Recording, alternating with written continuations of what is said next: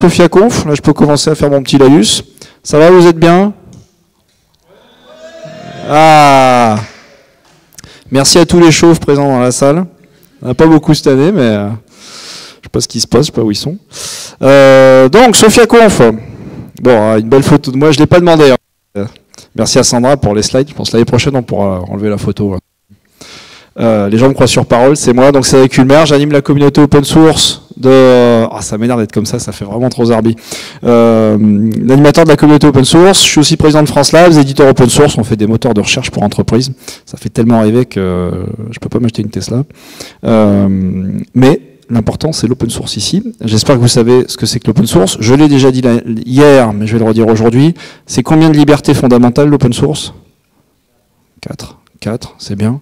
Alors on va y aller ensemble. La première, c'est la liberté de... Très bon, très bon. Deuxième liberté? Distribuer, c'est bon, ça m'en fait 2. Ensuite, il me manque 2 encore. Le modifier, il y a des gens attentifs. Alors on va essayer les rangs du fond, là, la pulpe. Alors, la quatrième liberté, la plus complexe. Enfin... Oui, c'est l'UCL libre, oui. Alors on va pas aller sur les deux églises. Là, open source et l'UCL libre sont utilisés indépendamment les deux. Donc la quatrième liberté, bon, comme il faut faire court, c'est la liberté de comprendre. Merci. Donc comprendre, étudier, c'est ça. Donc il faut la doc. S'il n'y a pas la doc, c'est pas un logiciel open source. Doc fonctionnel et technique. Voilà, maintenant vous êtes au point où vous pouvez aller évangéliser l'open source. Ceci se fait au sein de l'association Télécom Vallée, que vous connaissez tous. Voilà, qui ne fait pas de télécom, ok. Si vous pouviez retenir ça. Donc on anime le numérique sur la Côte d'Azur. Plus de 160 adhérents, 18 000 employés, enfin ça représente 18 000 employés, 40 000 étudiants qui sont tous présents ici, qu'on ne voit pas sur YouTube, mais ils sont là, les 40 000 étudiants. Ça fait 30 ans que la SOS existe, d'où le nom Télécom Vallée, avec énormément de communautés. Il n'y a pas que l'open source, même si évidemment c'est la meilleure communauté. Ça on connaît. Donc Sophia Conf, c'est l'événement essentiel, mais on en fait d'autres pendant l'année. On en est à la deuxième journée, où il y a des workshops l'après-midi, des ateliers et des retours d'expérience ou des cas d'usage ou des présentations le soir plus courtes, beaucoup plus courtes. Et donc ce soir, nous avons à 18h15, toujours 10 minutes de retard, David, qui a profité des bouchons pour avoir un peu de retard, d'OVH Cloud, et qui nous fera un joli Percastor. Ça c'est beau, ça, Percastor, ça rappelle des souvenirs. Donc on parlera de DevOps. Ensuite, Tug en remote, puisque j'en ai parlé hier, mais Tug a eu le bon goût d'attraper le Covid et d'être coincé chez lui. Heureusement sans effet secondaire, en tout cas il n'en a pas parlé. Et qui nous parlera un petit peu de ce qui se fait en IA avec GitHub. Ensuite, on aura Antoine qui viendra nous parler de testing, qu'est-ce qu'on peut faire avec de l'open source. Ça va être sympa aussi. Et on terminera avec du Amadeus, qui viendra nous parler de Hadoop et monitoring, car Hadoop est encore là. C'est vrai que c'est pas forcément encore à la mode, mais au moins ça marche en prod, ce qui est déjà un truc de pas mal, quoi. Donc voilà, avec ça on aura bouclé tout le programme de ce soir. Ça sature maintenant, donc je sais pas qu'est-ce que je dois faire du micro, mais on va remercier tous nos partenaires. Il y en a une grande liste. Il faut surtout remercier France Labs. Comme il pleut, bon, on n'aura pas eu donc les déchets électroniques, si vous pensiez qu'ils marchaient encore, ceux que vous avez mis dehors, je pense que là c'est bon, c'est réglé. Hein, et ensuite, bah oui, merci à tous les partenaires. Et surtout, merci à Firecell, notre sponsor premium, qui n'a pas pu se déplacer, mais qui est un des rares des éditeurs quasi open source de la Côte d'Azur, et qui propose une plateforme qui implémente l'Open Air Interface, qui est donc une plateforme télécom mobile en open source, en fair use. Donc il y a une astuce, mais on pourra en parler au cocktail, qui suivra cette réunion. Et je crois que Sandra, tu as fait annuler la pluie pour le cocktail? La pluie a été annulée pour le cocktail, donc normalement on devrait être bon, c'est pas mal. Et avant qu'on démarre tout de suite, je vais avoir une minute de retard. Demain soir, c'est la grosse soirée Internet des objets, animée par Julien, en face de nous. Voilà, merci Julien. Vous ne voyez pas sur YouTube, mais vous verrez demain. Avec le gros morceau, les trophées des objets connectés, le trophée TOX. Combien d'équipes, Julien? 8 équipes qui viendront présenter, qui s'enchaînent. Ensuite, il y aura un vote de jury. Et puis, ça sera la grande fête des makers dehors. Mais il ne pleuvra pas demain, donc il y aura tous les objets demain. On a fait exprès de faire ça demain. On est vraiment super intelligent. Je vous rappelle, comme je le fais chaque année, que la communauté open source, c'est vous. Donc pitié, pitié. proposez des choses. Parlez de ce que vous savez. Que vous l'ayez réussi ou que vous l'ayez raté, d'accord? Mais l'important, c'est d'encourager que les gens discutent entre eux sur la Côte d'Azur, ou notamment à Sophie Antipolis, parce que si vous parlez pas entre vous, vous savez pas qui fait quoi. Voilà, d'accord. Donc il n'y aura pas d'icebreaker entre vous, mais bon, voilà. Donc merci à tous. Il est déjà 18h16. Donc David, je te laisse la main. Je crois qu'il n'en peut plus là. Il veut présenter comme un fou. Donc à chaque fois, c'est 20 minutes de presse. 5 minutes de questions. Si vous voyez me lever, moi, c'est normal. C'est parce que je suis le maître du temps. Donc au bout de 20 minutes, je le regarde méchamment, mais juste. Merci à tous et bonne soirée à Sophia Conf.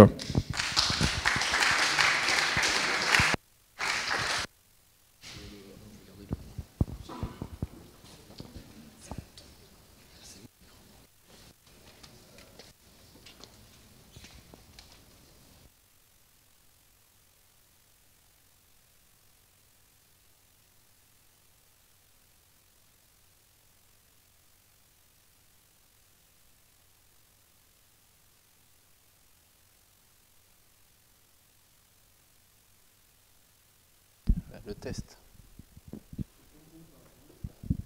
Alors merci d'avoir bravé la pluie et le mauvais temps ce soir.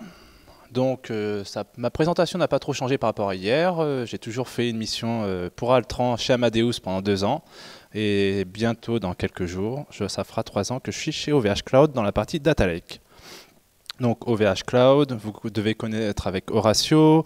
On est Secnum Cloud depuis décembre 2020. On fait partie aussi de la fondation Gaia X. Et on est rentré en bourse l'année dernière.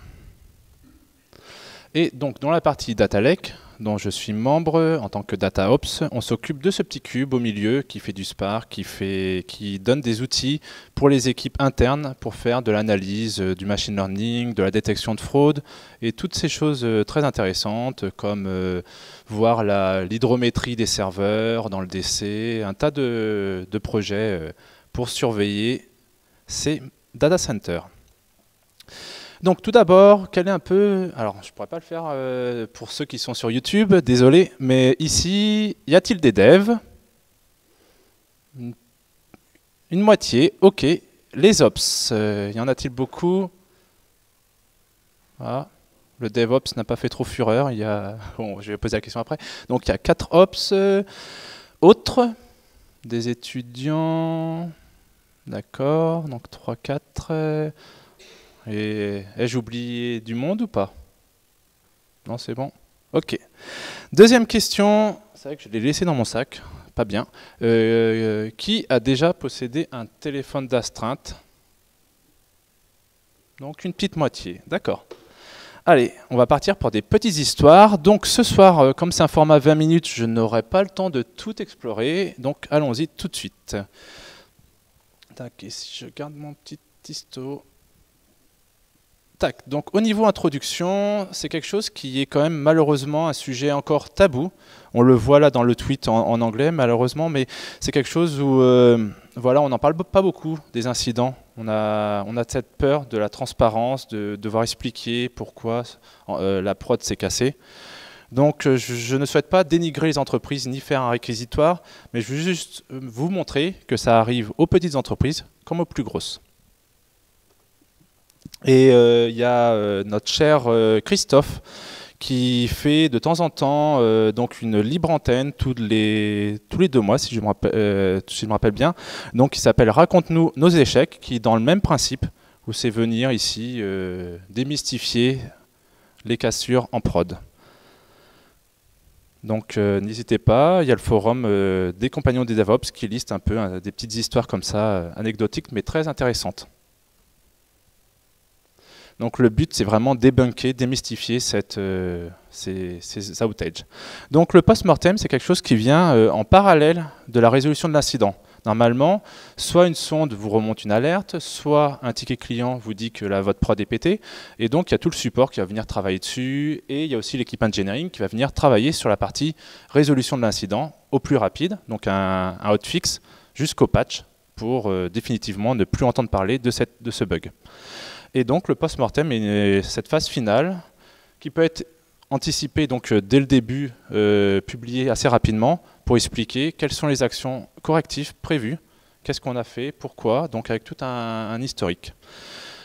En effet, dans la gestion ITIL, on a ces grands points donc de l'examen du post-incident, qui est l'identification, les flux qu'on a utilisés, comment on a communiqué à nos clients, est-ce que c'est par Twitter, est-ce que c'est par status page ou autre, comment a été organisée la résolution d'incidents, quelles ont été les équipes qui ont été impliquées, est-ce que c'est uniquement votre équipe ou est-ce que vous avez dû contacter d'autres, faire activer l'astreinte pour d'autres, ou faire du follow the sun, donc aussi voir au niveau processus si vous avez respecté les SLO, SLA, et donc la génération de ce dit rapport qui peut être que interne ou éventuellement publié pour l'externe, pour vos clients finaux. Donc là récemment, il y a Cloudflare le 21 juin qui a eu un incident assez important, donc je vais tenter d'en parler, et dans la même journée, Microsoft Teams a eu un souci. Donc prenons un exemple très simple avec notre cher Elliot. Tac. Donc cette histoire s'est déroulée à plusieurs reprises dans diverses entreprises. Le début commence toujours de la même manière, par il était une fois un junior fraîchement sorti de l'école d'ingé ou de l'université qui avait déjà réalisé quelques stages en entreprise. Après quelques interviews et avec la fougue et l'ardeur de la jeunesse, ce junior était vraiment impatient de rentrer dans cette grande boîte. Et donc, il ou elle était vraiment impatient de commencer.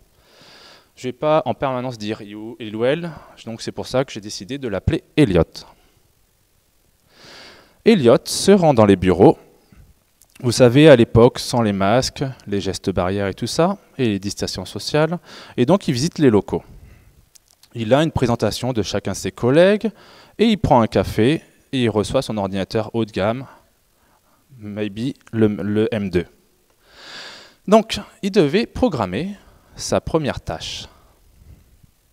C'est pas facile la synchro. Donc, il doit commencer à installer les applications pour pouvoir développer. À l'époque, il voulait éventuellement utiliser Gitpod ou CodeSpaces, mais soit ça n'existait pas encore, soit la politique interne interdit d'utiliser des systèmes cloud. Donc, pour cela, il reçoit une documentation sur un Confluent ou sur un wiki, configure une machine virtuelle, installe les repos, et donc est prêt à lancer les tests pour voir si tout fonctionne.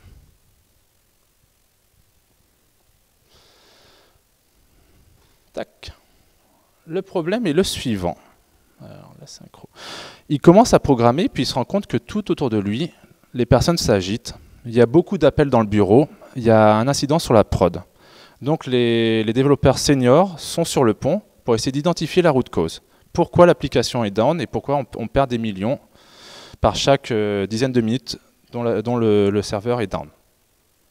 Donc les développeurs se mettent à travailler. Tac. Il y en a un des trois développeurs qui identifie le problème et il va en parler au directeur de la DSI, au CTO, pour lui présenter son raisonnement. Ce dernier se déplace et va voir Elliot. Tu as tout supprimé la DB de prod, tu prends tes affaires, je ne veux plus te voir. Et donc c'est ainsi que notre cher Elliot a quitté la boîte et il est resté juste un jour. Donc c'était quand il a fait son action en prod, quand il a configuré sa machine, il a lancé les tests unitaires. Et ce qui s'est passé, c'est que ça ne s'est pas exécuté sur sa machine virtuelle, mais ça s'est exécuté sur la DB de prod. Et donc c'est comme ça qu'il a il a fait l'incident. Donc cette histoire que je vous présente, c'était ce qui s'est passé la veille de Noël en 2012 chez AWS. Il y a eu une chose similaire chez GitLab ou chez DigitalOcean. Et donc là, on va se dire, comment ça se produit? Pourquoi là, Elliot a été viré, mais dans l'idéal, le mieux c'est on ne doit pas blâmer le SRE ou l'Ops. Donc, ce qu'on peut dire déjà, c'est qu'il y a un problème au niveau de la documentation. Normalement, un newcomer, les credentials de prod ne devraient pas être accessibles à tout le monde. Donc il devrait y avoir juste une infinité de personnes qui devraient y avoir accès. On peut aussi se poser la question pourquoi il n'y a pas une approbation manuelle. Quand on fait un drop table, un drop database, pourquoi le système de DB ne l'a pas détecté et demandé une confirmation? C'est vrai que c'est une action importante. Sur des bases de données de dev, il n'y a pas de souci, mais sur la DB de prod, on devrait avoir un garde-fou, un watcher qui vient catcher l'événement et le mettre temporairement, l'attendre, avoir une confirmation. Il y a aussi tout ce qui est SIEM, donc et Rollback Access, donc histoire que notre Elliot ne puisse pas avoir accès comme ça dès son arrivée. Et ce qui a beaucoup permis à GitLab et à DigitalOcean, et également à AWS, de rapidement résoudre l'incident, c'est qu'ils avaient un backup récent, ils ont restauré la base de données de prod. Donc un petit clin d'œil à Clever Cloud. Tac. Ce cas-là, malheureusement, il n'est pas isolé. Donc là, c'est HBO qui a envoyé à tous ses clients comme quoi il faisait des tests actuellement. On a eu le même chez nous, chez OVH Cloud. Donc on a dû s'excuser auprès de nos clients comme quoi le public postage était plus important de ce qui était prévu à la base. Et pas très loin d'ici, nos amis de Air France qui ont ce souci avec le fameux test de Julien. Donc on peut se dire, voilà, c'est rigolo, simplement, on doit se poser des questions. Est-ce que dans notre entreprise actuelle, est-ce que toutes les prods sont bien sécurisées pour éviter d'avoir ce genre de... C'est vrai que c'est compliqué après à justifier. Maintenant, partons sur une petite histoire de mon côté. Donc j'étais tranquillement en train de profiter je pense que j'étais en train de faire de l'apnée sur le cap d'Antibes. Et j'entends malheureusement mon téléphone d'astreinte sonner. Donc fin de la plongée, on va travailler. Et ce qui m'embête beaucoup, c'est qu'on me parle du legacy dans le message, dans le Slack interne, comme quoi c'est ça qui est tombé. Et le legacy, c'est un peu cette tête-là, où c'est quelque chose qu'on sait pas trop, on sait vaguement comment ça fonctionne, on sait que ça tourne, la sécurité est plus qu'obsolète, et nous, en tant que SRE, on est en bas en train de se dire, bon, lequel des deux fils je dois utiliser pour relancer le tout sans tout faire péter.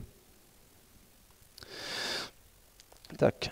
Et si je reprends un peu mon discours, donc on avait reçu l'ownership de cette infra, le legacy, sans une documentation complète, et donc c'était de mauvais augure d'avoir cet incident de prod.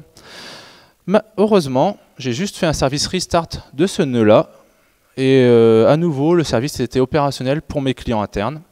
Bon, that's it. Malheureusement, le problème se reproduit dans l'après-midi. Donc là, on n'est plus sur un incident, mais par rapport au process utile, on est sur un problème parce que c'est une réoccurrence. Et donc, je vais devoir faire un peu plus que juste un restart. Le problème, c'est que c'est du legacy et je découvre à tâtons. Et ce qui se passe, c'est que dans les méandres du serveur, je me rends compte que c'était un problème de connexion. En gros, il y a 1024 connexions possibles sur cette DB, et donc la suivante, elle est dans la QoS et elle ne peut pas être traitée parce qu'il y a déjà trop de connexions ouvertes avec le serveur. Donc on peut se dire, c'est un fichier de configuration, on double, on augmente. Malheureusement, moi je pense que c'est plutôt des connexions qui viennent de nos développeurs qui viennent taper sur notre data lake, qui sont l'origine de ce problème. Et donc, ce n'est pas suffisant de juste dire j'augmente cette pool de connexion. En plus, on peut avoir des fuites de mémoire, ce genre de problème. Donc, je vais plutôt travailler sur un workaround.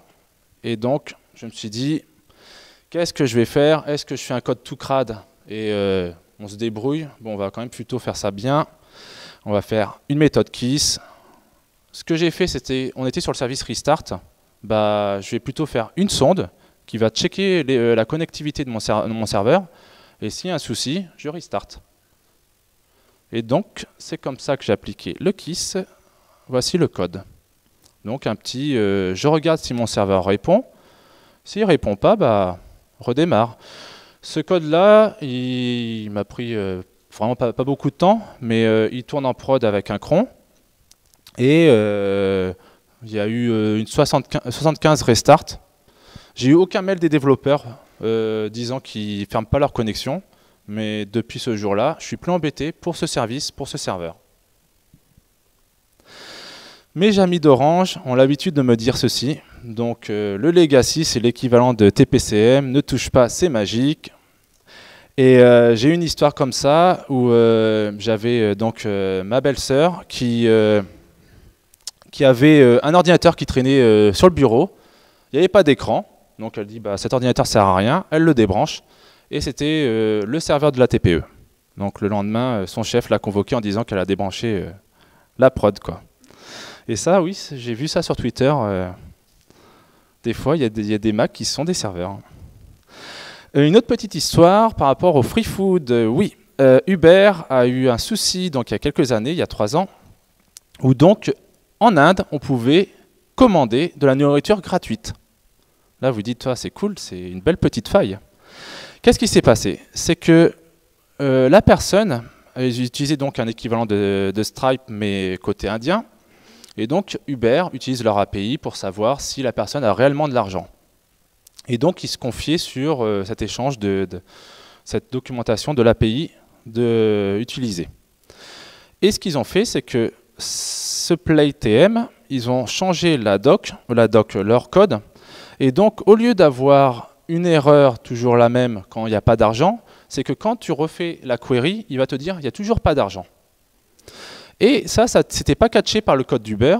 Et comme eux, ils n'avaient pas notifié comme quoi il y avait un changement dans leur API, bah pour eux, c'était il y a de l'argent sur le compte, on envoie la commande. Et donc, c'était juste cette partie-là qui soulignait, qui entraînait l'incident chez Uber Eats. C'était côté l'intégration. Ils n'ont pas communiqué sur ce changement d'API. Et Uber, au lieu de considérer bah, j'ai un nouveau code d'erreur, je ne sais pas, je ne traite pas la commande, bah pour eux, c'est un 200, ok. Donc c'est comme ça qu'il y a eu cette faille-là. Et donc un conseil, bah, dès que vous avez des choses que ce n'est pas connu, vous crachez, mais de manière sécurisée, pour pas que votre client ait des informations sur votre infra. Donc c'était une petite histoire assez rigolote, je trouve, sur la partie API. Et c'était juste cette notion de communiquer sur un changement. En plus, c'était sur la prod, donc c'est comme ça que ça a impacté directement Uber Eats. Est-ce que j'ai le temps pour une autre histoire? Je pense que oui. Une autre histoire que j'ai vécue, moi, c'était donc toujours sur mon legacy, l'astreinte, affaire classique. Et donc, c'était pas suffisant le restart de mon service, malheureusement. Le service était sur la JVM, je fais un restart, les clients ils disaient au bout d'un quart d'heure ça marche plus, c'est lent, et au bout de 20 minutes le service est down. Donc on a doublé la HIP, ça faisait 40 minutes de survie, mais c'était pas suffisant. Comme c'est du legacy, on se dit faut pas trop investir de temps parce qu'on pourrait faire du tuning de JVM, tuning de plein de paramètres, pour trouver ce qui est le plus optimal et pour bien configurer. Je suis d'accord avec toi, c'est pas très intéressant. Et ce qui s'est passé, c'est que donc il y avait ce fameux OLM killer qui venait s'occuper de Java tranquillement. Et donc là, il faut plonger sur ce code, chercher une information, comment je puisse rétablir mon service en sachant qu'il y a peu de doc.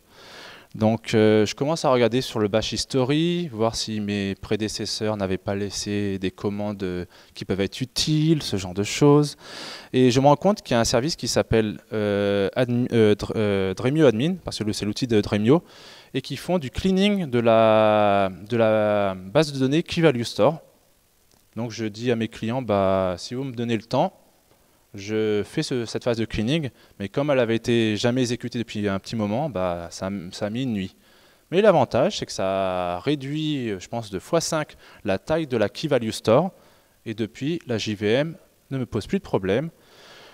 Donc, un petit truc, je coupe le service, je fais les trucs d'administration, je fais ça 2 fois par semaine, et depuis, pareil, on ne m'embête plus avec ce petit truc, donc toujours un peu cette idée KISS sur du legacy, parce qu'il faut pas s'embêter à faire du tuning de JVM en plus sur une version 8, et donc pouvoir profiter plus de les nouvelles infra. Au niveau DNS, on a souvent ce petit souci, je trouve qu'il est sympa ce petit sticker sur l'ordi. Pour moi le DNS ça rime un peu avec Disaster Nominal Source. Il y a Slack qui a eu, donc il y a 1 an, un souci de ce genre, et qui disaient soi-disant dans leur post-mortem que ça touchait que juste 1% de leurs clients. Donc ça, c'est déjà pas mal quand vous communiquez sur vos post-mortem, donner une KPI par rapport à l'impact sur vos clients. Un truc négatif, c'est par rapport à leur résolution. Si vous ne voulez pas attendre, vous changez vos DNS, vous mettez ceux de Google ou ceux de Cloudflare, et ça résout le problème. Simplement, comme vous pouvez le voir, il y a beaucoup qui s'insurgent contre ça parce que vous êtes en train de donner tout votre historique et vos futures requêtes sur Internet à Google ou à Cloudflare, et que vos clients finaux, normalement, ils ne vont plus rechanger cette valeur-là.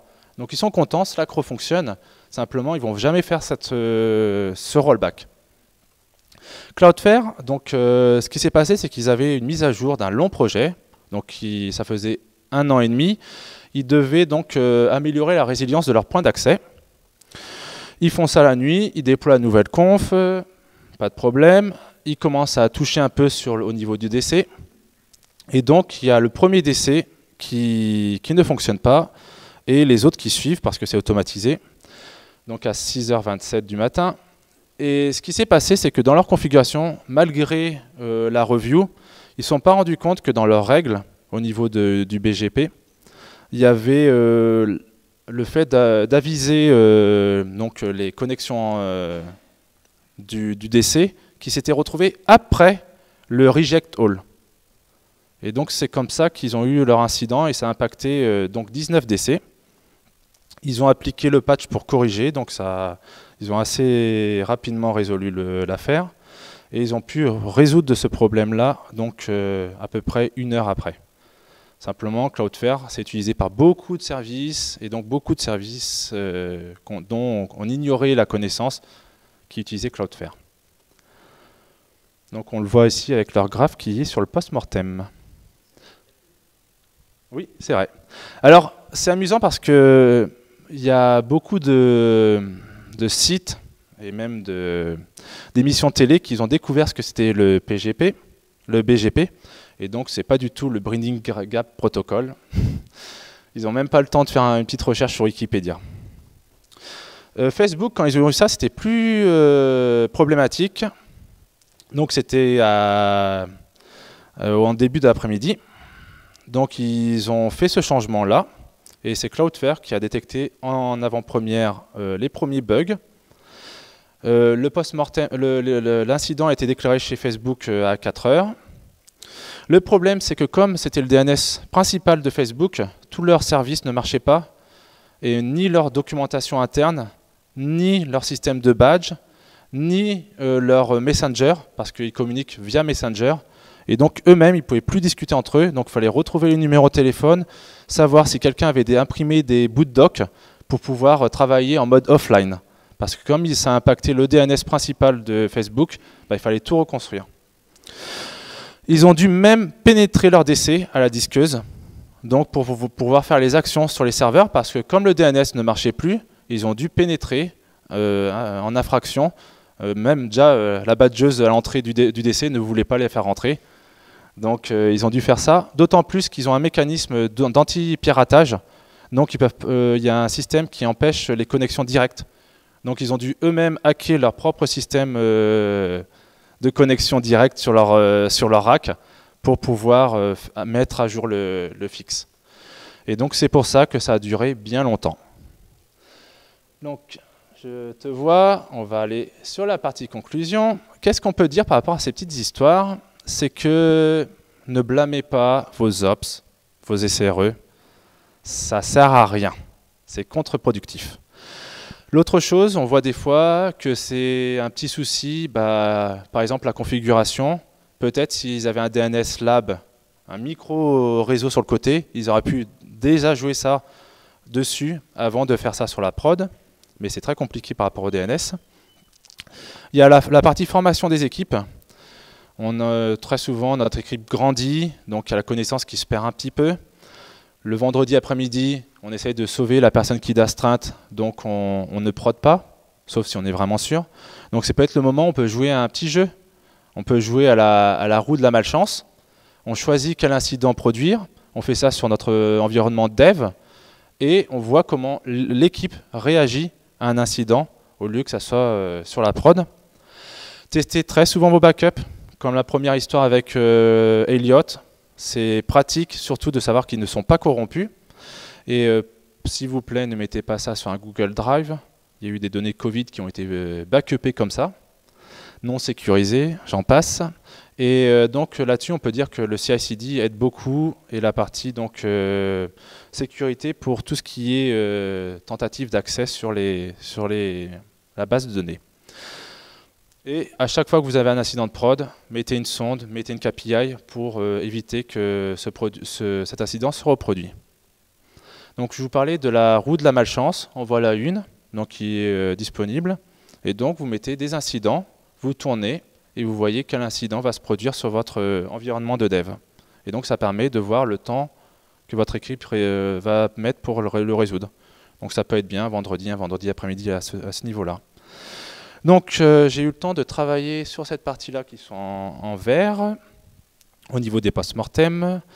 Il y a un GitHub qui recense aussi les post-mortem. Ça vaut le coup il y a beaucoup d'apprentissage là-dessus, sur les soucis. Ça n'arrive pas qu'aux petits et qu'aux grands. Si vous voulez en savoir plus, il y a Denis qui est chez Deezer qui parle du travail des SRE. Si vous voulez plus d'histoire, j'ai mon talk de 45 minutes à Devox. Et si vous voulez nous rejoindre, quelques petits posts. C'est du Python, du Go, principalement, mais on a de tout, n'hésitez pas à consulter. Voilà, et donc si vous voulez d'autres histoires, dites-le sur ce QR code. Pour ceux qui n'ont pas confiance, il y a un lien. Et merci pour votre écoute.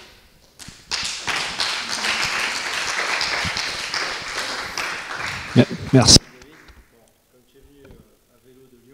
Quand même prendre une question avant de passer à Tug. Est-ce qu'on a une question? Sinon, après, vous aurez tout le temps au cocktail, parce qu'il pleut sans doute plus. Mais là, on va quand même prendre une petite, si jamais il y en a. Si vous voulez faire des cauchemars d'Ops. Questions ou si vous avez des commentaires. Micro-histoires à raconter. Ah oui, mais en micro alors. Hein. Sinon, ça sera autour du feu. Oui. Je sais pas quel vélo est en train de brûler, mais...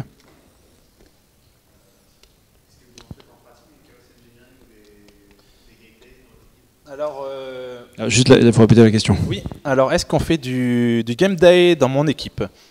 C'est quelque chose que je voulais mettre en place quand j'étais en train de faire ma mission chez Amadeus. Malheureusement, ça n'a pas pu, j'ai pas poursuivi cette mission. Mais actuellement, vu la taille de l'équipe et vu la migration, c'est plutôt compliqué. Mais c'est quelque chose que j'ai soumis auprès de mon manager. Et l'idée, c'est vraiment, voir si notre documentation qu'on a elle est suffisamment complète, si un newcomer peut l'appliquer sans souci. Et également, partage de connaissances. Moi, je suis un peu moins sur la réplication de données. C'est un incident de réplication que je puisse la traiter. Comme ça, on va voir si je m'en sors tout seul. Et ce genre de choses, c'est quelque chose qui permet de bien appréhender une semaine ou un week-end d'astreinte. Mais moi je trouve que c'est, vu qu'on peut pas proder, on évite de proder un vendredi pour pas trop impacter la QoS et également les personnes d'astreinte, ça peut être un bon moment pour faire ce genre de choses. Et en plus, on n'a jamais eu le temps de faire de la doc, ça permet de faire de la doc. Ouais, parce que de toute façon, il faut attendre que Sandra puisse basculer sur... On peut prendre une autre question en attendant. Oui.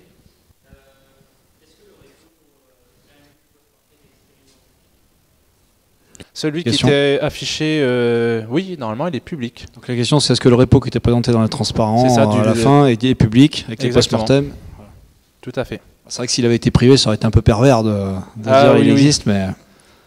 merci beaucoup à David. Merci à vous.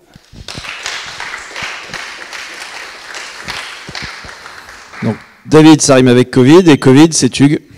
Donc, superbe transition. Tug, tu nous entends bien? Merci pour la transition.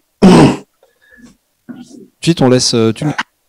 Il reviendra dans septembre pour faire l'atelier qu'il était censé faire aujourd'hui. Voilà. Eh ben, je te laisse la parole. Tu me verras apparaître là au bout de 20 minutes. 20 minutes, ok. Vous m'entendez, c'est bon? D'accord. On t'entend, c'est bon. En fait, avant de commencer ma présentation, je vais juste raconter une anecdote suite à cette première présentation. Je fais régulièrement des workshops, le même que celui que je voulais faire avec vous cet après-midi. Et au moment où je faisais le workshop, il y a eu quelques problèmes. On n'arrivait plus à utiliser Codespaces, les actions marchaient plus. Et je suis allé sur le GitHub Status, donc là, et petit à petit, tout est passé à orange et tout est passé au rouge pendant le workshop. Donc on a dit on arrête tout. Et donc ça a permis d'avoir des retours un peu comme ça. Donc le post-mortem un petit peu en temps réel, plus que le post-mortem, pour avoir ensuite un détail. Qu'est-ce qui s'est passé? Donc là, c'est le patron de l'engineering qui a écrit un blog post qui a expliqué exactement ce qui s'est passé autour d'un problème dans la base MySQL de production. Donc c'était juste en transition avec cette première présentation. Donc là, moi, je vais vous parler de quelque chose de complètement différent, qui est Copilot, qui est un produit que GitHub a créé il y a un peu plus d'un an et qui était disponible en version Tech Preview pendant un an et demi, et qui est disponible maintenant en version d'évaluation et en version payante depuis le 21. Et pour ceux qui ne me connaissent pas, donc moi je suis Tug Dual, c'est un prénom breton, les gens m'appellent Tug. Je suis donc Solution Engineer chez GitHub, donc mon métier maintenant, depuis un peu plus d'un an et demi, c'est de travailler avec GitHub dans les communautés et avec les entreprises pour l'adoption. Je me vois toujours comme un développeur, alors sauf que j'ai pas le même niveau de production que la plupart des gens, la plupart d'entre vous. Donc j'ai un projet qui s'appelle Winder.org qui est autour de la planche à voile. L'idée c'est plus de me permettre de continuer de tester des nouvelles choses et de continuer de développer et de mettre en pratique à petite échelle ce que je présente, notamment quand je vais parler du DevSecOps, etc. Et j'ai quasiment tout le temps travaillé chez des éditeurs de logiciels. Et quand j'ai eu l'occasion de venir autour de Sophia, différents événements. Donc, ce que je vais vous montrer, en fait, le truc le plus sympa autour de Copilot, en dehors du fait qu'il suffit d'aller sur copilot.github.com. Donc, si vous allez sur copilot.github.com, vous allez être guidé vers l'évaluation. Et si vous avez un compte GitHub, vous avez 90 jours ou 60 jours où vous pouvez l'utiliser gratuitement. Mais le meilleur moyen de parler de Copilot, c'est de le montrer, en fait. Et une fois que je vous aurai fait quelques démonstrations, je reviendrai sur l'architecture. Dans un premier temps, j'ai démarré un Codespaces dont parlait David avant. Ça va faire partie des différentes démos. Le meilleur moyen de commencer, c'est de commencer à partir d'un projet vide entre guillemets. J'ai juste un projet JavaScript avec Express et NodeMon. Et j'ai installé les extensions Copilot. Vous voyez, Copilot est installé ici. Si je vais dans les extensions de VS Code, j'ai au niveau de mes extensions Copilot qui est installé et configuré. Configuré, c'est simplement la connexion à votre compte GitHub. Donc, je vais créer un nouveau fichier. Et je veux créer une application Express.js. Donc, ce que je vais faire, c'est que je vais lui dire, tu importes Express. Donc, je lui dis sur un commentaire ce que je veux faire. Donc là, il va prendre comme la complexion que vous avez l'habitude de faire avec vos IDE, mais sauf que ça va aller un peu plus loin, parce qu'en fait, là, il me crée ligne par ligne. Il va me dire, effectivement, je veux la constante pour importer Express, je veux créer l'application, et je vais créer une constante qui va soit lire l'environnement port, soit utiliser 3000. Pourquoi il se base là-dessus? En fait, c'est parce que GitHub Copilot s'appuie sur un modèle d'intelligence artificielle qui a été basé sur l'ensemble des projets publics qui sont sur github.com. Donc, la plupart des projets Express, quand ils vont travailler avec le framework JavaScript Express, vont utiliser cette notation. Ce que je vais faire ici, c'est que, vous voyez, il essaye de deviner des commentaires par rapport au contexte dans lequel je suis. Mais là, j'ai une page HTML statique. Ce que je veux, c'est que mon serveur Express le serve. Donc, je vais lui dire serve statique. Et il complète et il me met à disposition cette partie-là. Et là, je vais simplement lui dire start Express server. Donc là, je vais simplement faire de la génération de code. J'attends un petit peu à chaque fois. Et normalement, si tout se passe bien, si je démarre mon serveur maintenant, je dois avoir une première version de mon application. Vous voyez, GitHub. Et si je vais ici et que je rajoute Alors, il a essayé de me générer du PHP, c'est qu'il ne connaît pas bien encore Copilot. Si je rafraîchis, j'ai bien une nouvelle version de mon application. Donc là, ce que j'ai fait, c'est que j'ai créé du code à partir de commentaires et je me suis laissé guider par Copilot. Il y a d'autres façons de travailler, c'est-à-dire que je peux lui, là j'ai juste fait ligne par ligne, je vais lui demander de create route, API route, API time, that return current time. Donc il me complète les commentaires.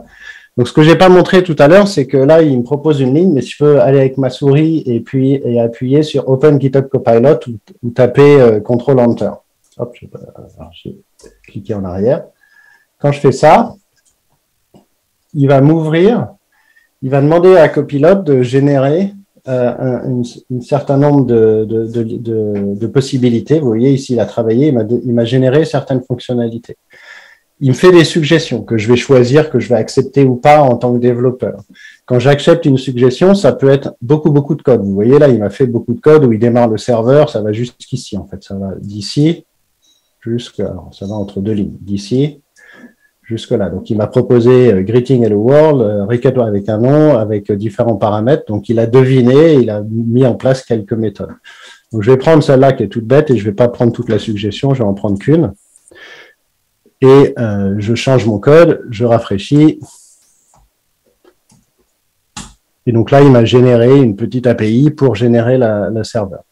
Donc là, vous avez vu la suggestion. Une autre façon de travailler sur la suggestion, de travailler à partir des commentaires, ça va être de travailler en utilisant des noms de fonctions. Donc là, je travaille sur du JavaScript. Donc je vais faire functions, return, open file. Je lui dis ce que je veux faire.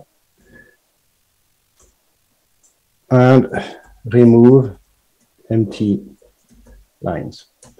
Donc là, pareil, Copilot va essayer de deviner ce que je veux faire à partir du nom de la méthode. Donc soit je prends la suggestion qui est là, donc je vais prendre celle-là et je vais faire quelque chose de bien crado. C'est qu'ici, je vais remplacer la date par ma fonction que je suis en train de créer et je vais lui dire de lire le fichier courant. C'est très sécurisé, c'est de haute qualité en termes de qualité. Donc, vous voyez, c'est mon fichier.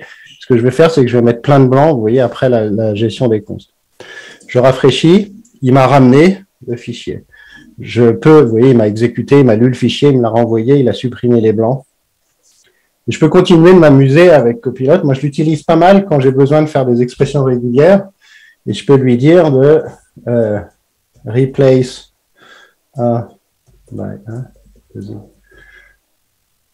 regex. Donc, vous voyez, il y a le contexte du projet. Donc, en fait, il sait où il est en train de travailler. Il va me faire ça. J'ai plus qu'à remplacer cette partie-là. Et si tout s'est bien passé, les A vont être remplacés par ce biais de cette expression régulière. Donc, on va regarder celle-là. Il y a la rigueur celle-là ici. Je rafraîchis. Il m'a remplacé tout bêtement les chaînes de caractères. Donc, en fait, vous voyez, ça vous aide. Et ce qu'il faut vraiment prendre en compte, c'est que ça reste moi le pilote. C'est-à-dire que si cette façon de faire ne convient pas, ben, je ne vais pas l'accepter. Par contre, s'il s'aperçoit Copilot, à chaque fois que je vais prendre des suggestions, soit dans la liste des suggestions qui sont là, soit dans la façon dont j'ai codé ici, ben, il va s'améliorer. En tout cas, il va guider les suggestions par rapport à cette partie-là. Dans le fonctionnement, en fait, de Copilot, la façon dont ça fonctionne, c'est que vous avez vos plugins dans vos IDE, donc sur VS Code, sur Visual Studio, dans toute la suite JetBrains, dans NeoVim, et c'est tout, je crois. Donc JetBrains, VS Code, Visual Studio et NeoVim, voilà. Et le principe, c'est qu'il écoute et il regarde ce que vous êtes en train de taper dans le contexte dans lequel vous avez le fichier. Il va renvoyer à GitHub à chaque fois qu'il va faire des API. Je suis sur un fichier JavaScript et j'ai commencé à faire de l'Express et j'ai commencé à utiliser ces méthodes-là. Et en fonction de cette synthétisation, la version synthétique de ça va interroger le modèle. Et le modèle, en fait, s'appuie sur OpenAI Codex, qui est une librairie et une société qui a fait un modèle de NLP, du processing, du traitement du langage. Mais la particularité de Codex, c'est que ce langage est capable de prendre du langage naturel et le transformer en code, au sens développeur, ou du code et le transformer en langage naturel. Ce qui me permet, en faire, si je reviens sur mon code, de prendre ça, d'aller sur le copilote, je vais lui donner du code et je vais lui demander de m'expliquer le code. Alors à chaque fois, j'ai pas regardé en détail, on load un fichier dans une variable code, we split line into line, we filter line by removing empty line, we replace bla bla bla bla. Donc ça va vous aider à écrire de la doc s'il y a du code ou à comprendre du code. Alors une fois de plus, ça ne remplace pas un développeur et je vous montrer c'est surtout pas pour remplacer un développeur, c'est pour vous aider dans votre code. Parmi les choses qui sont intéressantes, là, je suis parti d'un fichier où je connaissais un petit peu Express.js et du Node.js, donc j'ai un peu l'habitude, j'ai déjà une idée de ce que je veux faire. J'ai fait la même chose, je me suis amusé ce matin, là, je me suis dit, tiens, je vais essayer de rajouter une nouvelle démo. Et ça fait partie des choses, en fait, où je m'amuse avec Copilot en fonction du temps. C'est que je me suis dit, je vais prendre une image et je vais voir si, sans rien connaître à Python, je peux faire quelque chose, pas d'intéressant, mais je peux faire quelque chose. Et là, ce que je me suis dit, j'ai dit request image and save it locally as. Donc là, je lui laisse générer du code. Alors, des fois, ça marche, ça me tourne toujours. Mais là, vous voyez, c'est parti en sucette. Là. Il me rajoute plus de commentaires que du code. Donc c'est là où en fait au bout d'un moment il ne faut pas surtout s'amuser à faire ce que je suis en train de faire, c'est-à-dire essayer de tweaker le système pour le faire fonctionner. C'est-à-dire que si ça ne fonctionne pas du premier coup, vous abandonnez la génération. Alors, tout à l'heure j'avais réussi à le générer, je refais un essai et on va voir. Bon, ça passe pas. Ce que j'ai réussi à faire tout à l'heure, c'est en prenant les lignes comme ça, c'est que j'ai réussi à sauver l'image localement et en rajoutant une ligne après, à faire sauver l'image en noir et blanc en utilisant Pillow, une API de Python. Sachant que moi, je fais jamais de Python donc je n'ai pas du tout de compétences.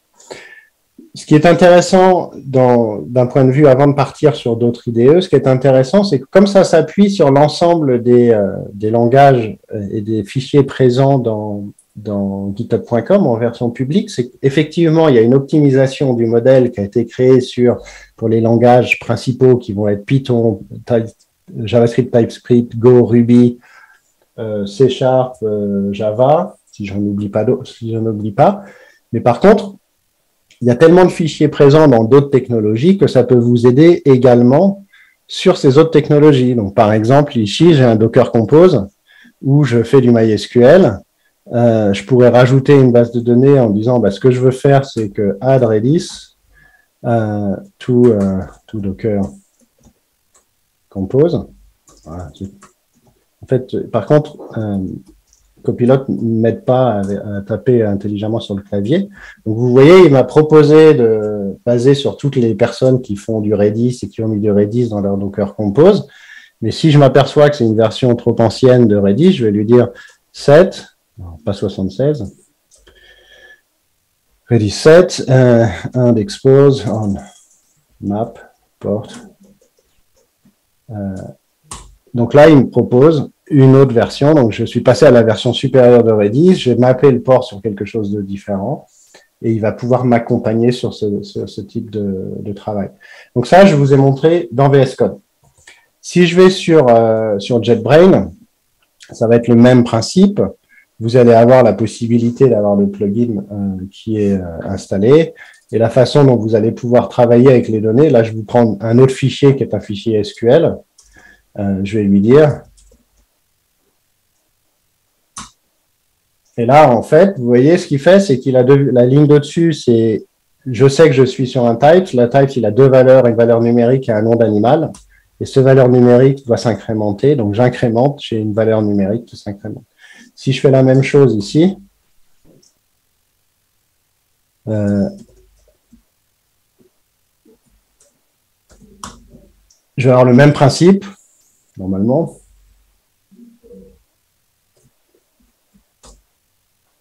Voilà, il incrémente. Par contre, là, il est un petit peu moins intelligent, c'est-à-dire qu'il a bien fait deux versions différentes. Il a bien changé le numéro de téléphone. Par contre, il n'a pas changé les adresses. Donc, c'est vraiment quelque chose qui va être intéressant pour vous aider à coder au quotidien, en fait. Et dans la partie, je vais réessayer, on peut faire la même chose ici. Ici, c'est create table customer with field.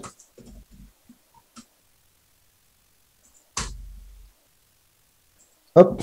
Et ce qui est amusant, c'est que si vous testez sur différents fichiers, là, il me propose le moteur InnoDB de MySQL, parce que dans les autres bases de données qui ont été créées, dans les autres tables qui ont été créées au-dessus, c'est de l'InnoDB. Si je le fais dans un autre format, ça sera un autre format. On va avoir la même chose. Avant de partir sur une démo sur un fichier qui est vraiment existant, c'est const.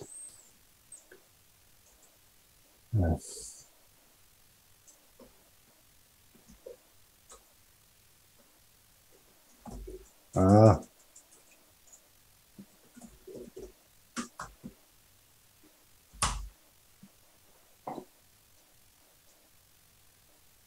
Alors, est-ce qu'il va me renvoyer quelque chose? Donc, il n'a pas fait ce que je voulais. Mais selon la façon dont vous allez écrire, soit vous écrivez des commentaires et il va vous créer une constante avec la liste des langages de programmation, des frameworks, etc. Une autre partie qui est intéressante, moi, que j'aime beaucoup, c'est... Alors là, je vais passer sur... Excusez-moi.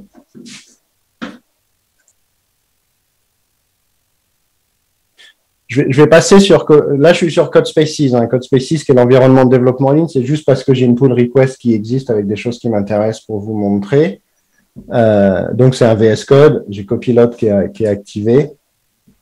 Et ce que je vais faire là, c'est que je vais aller sur un fichier et je vais modifier une application existante, ce qui correspond plus à ce que vous faites au quotidien. C'est-à-dire que j'ai des classes, j'ai des tests, j'ai des API à modifier. Alors, mon code, il est toujours simple dans mes démonstrations. Vous avez vu, quand j'ai écrit la fonction JavaScript où je dis de lire et d'ouvrir un fichier et d'enlever des lignes, Copilot peut vous aider à générer du code un peu plus compliqué que ce que je vous montre. Là, j'ai deux méthodes. J'ai une méthode ajouter et suppression. Si je rajoute une méthode qui va s'appeler public int multiply.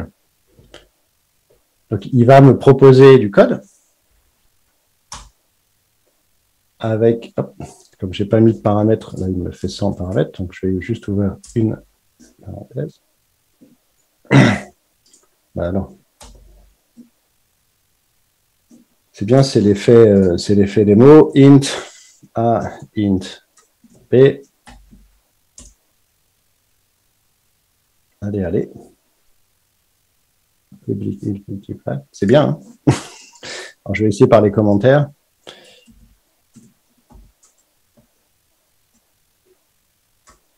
Multiply two numbers. Hop. Alors, ce que je vais montrer, c'était ça. C'est-à-dire que juste après, parce que j'ai une addition, parce que j'ai une soustraction, parce que j'ai une multiplication, il me propose lui-même les commentaires et il me propose d'implémenter la méthode derrière. L'étape suivante, et c'est là où je trouve que ça va faire vraiment gagner du temps. Vous avez écrit votre fonction. Vos fonctions sont beaucoup plus complexes que multiplier et diviser. En tout cas, j'espère. Par contre, ce qui est intéressant, c'est que vous allez devoir l'exposer dans votre framework. Ici, je suis dans un contrôleur Spring avec les annotations et les API REST. Et Copilot comprend tout ça, en fait. Comprend le fait que je sois en Java, que je sois sur du Spring avec le framework et donc va me proposer automatiquement les méthodes que je n'ai pas implémentées pour pouvoir m'aider à coder un peu plus vite. Et l'autre partie qui va être équivalente, en fait, c'est autour des tests. Quand je vais devoir écrire mes tests, je peux aller lui dire, hop, par exemple,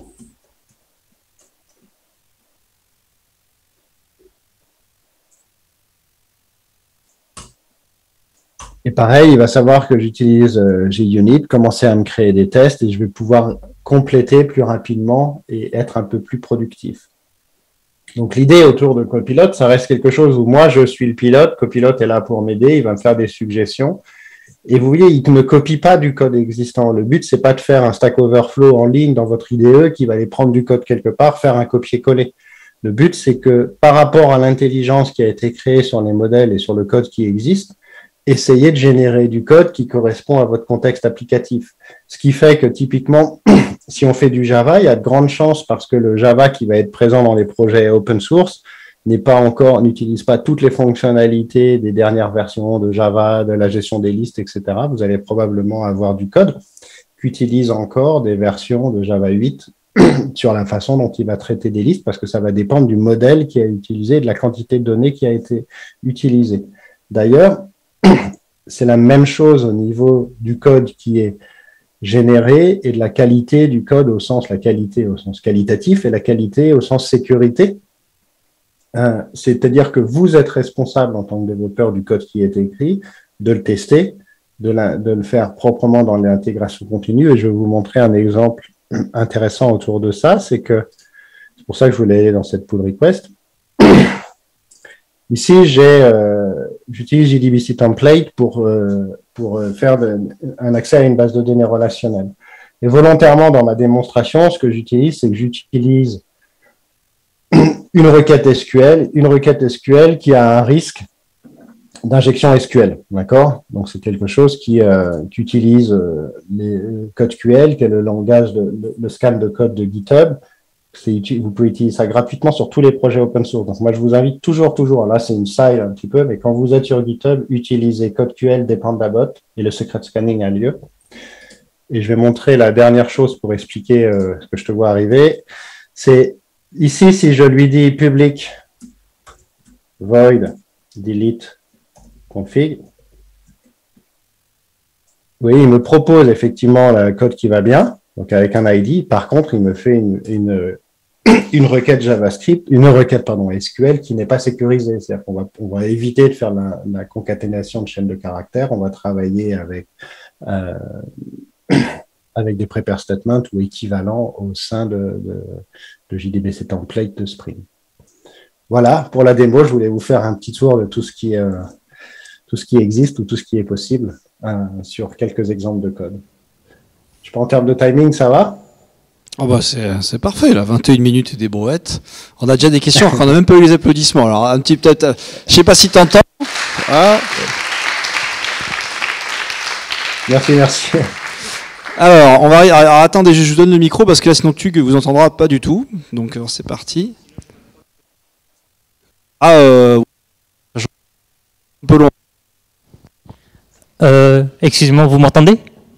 Oui, je t'entends. Je voulais savoir si Copilot est adapté pour les DSL.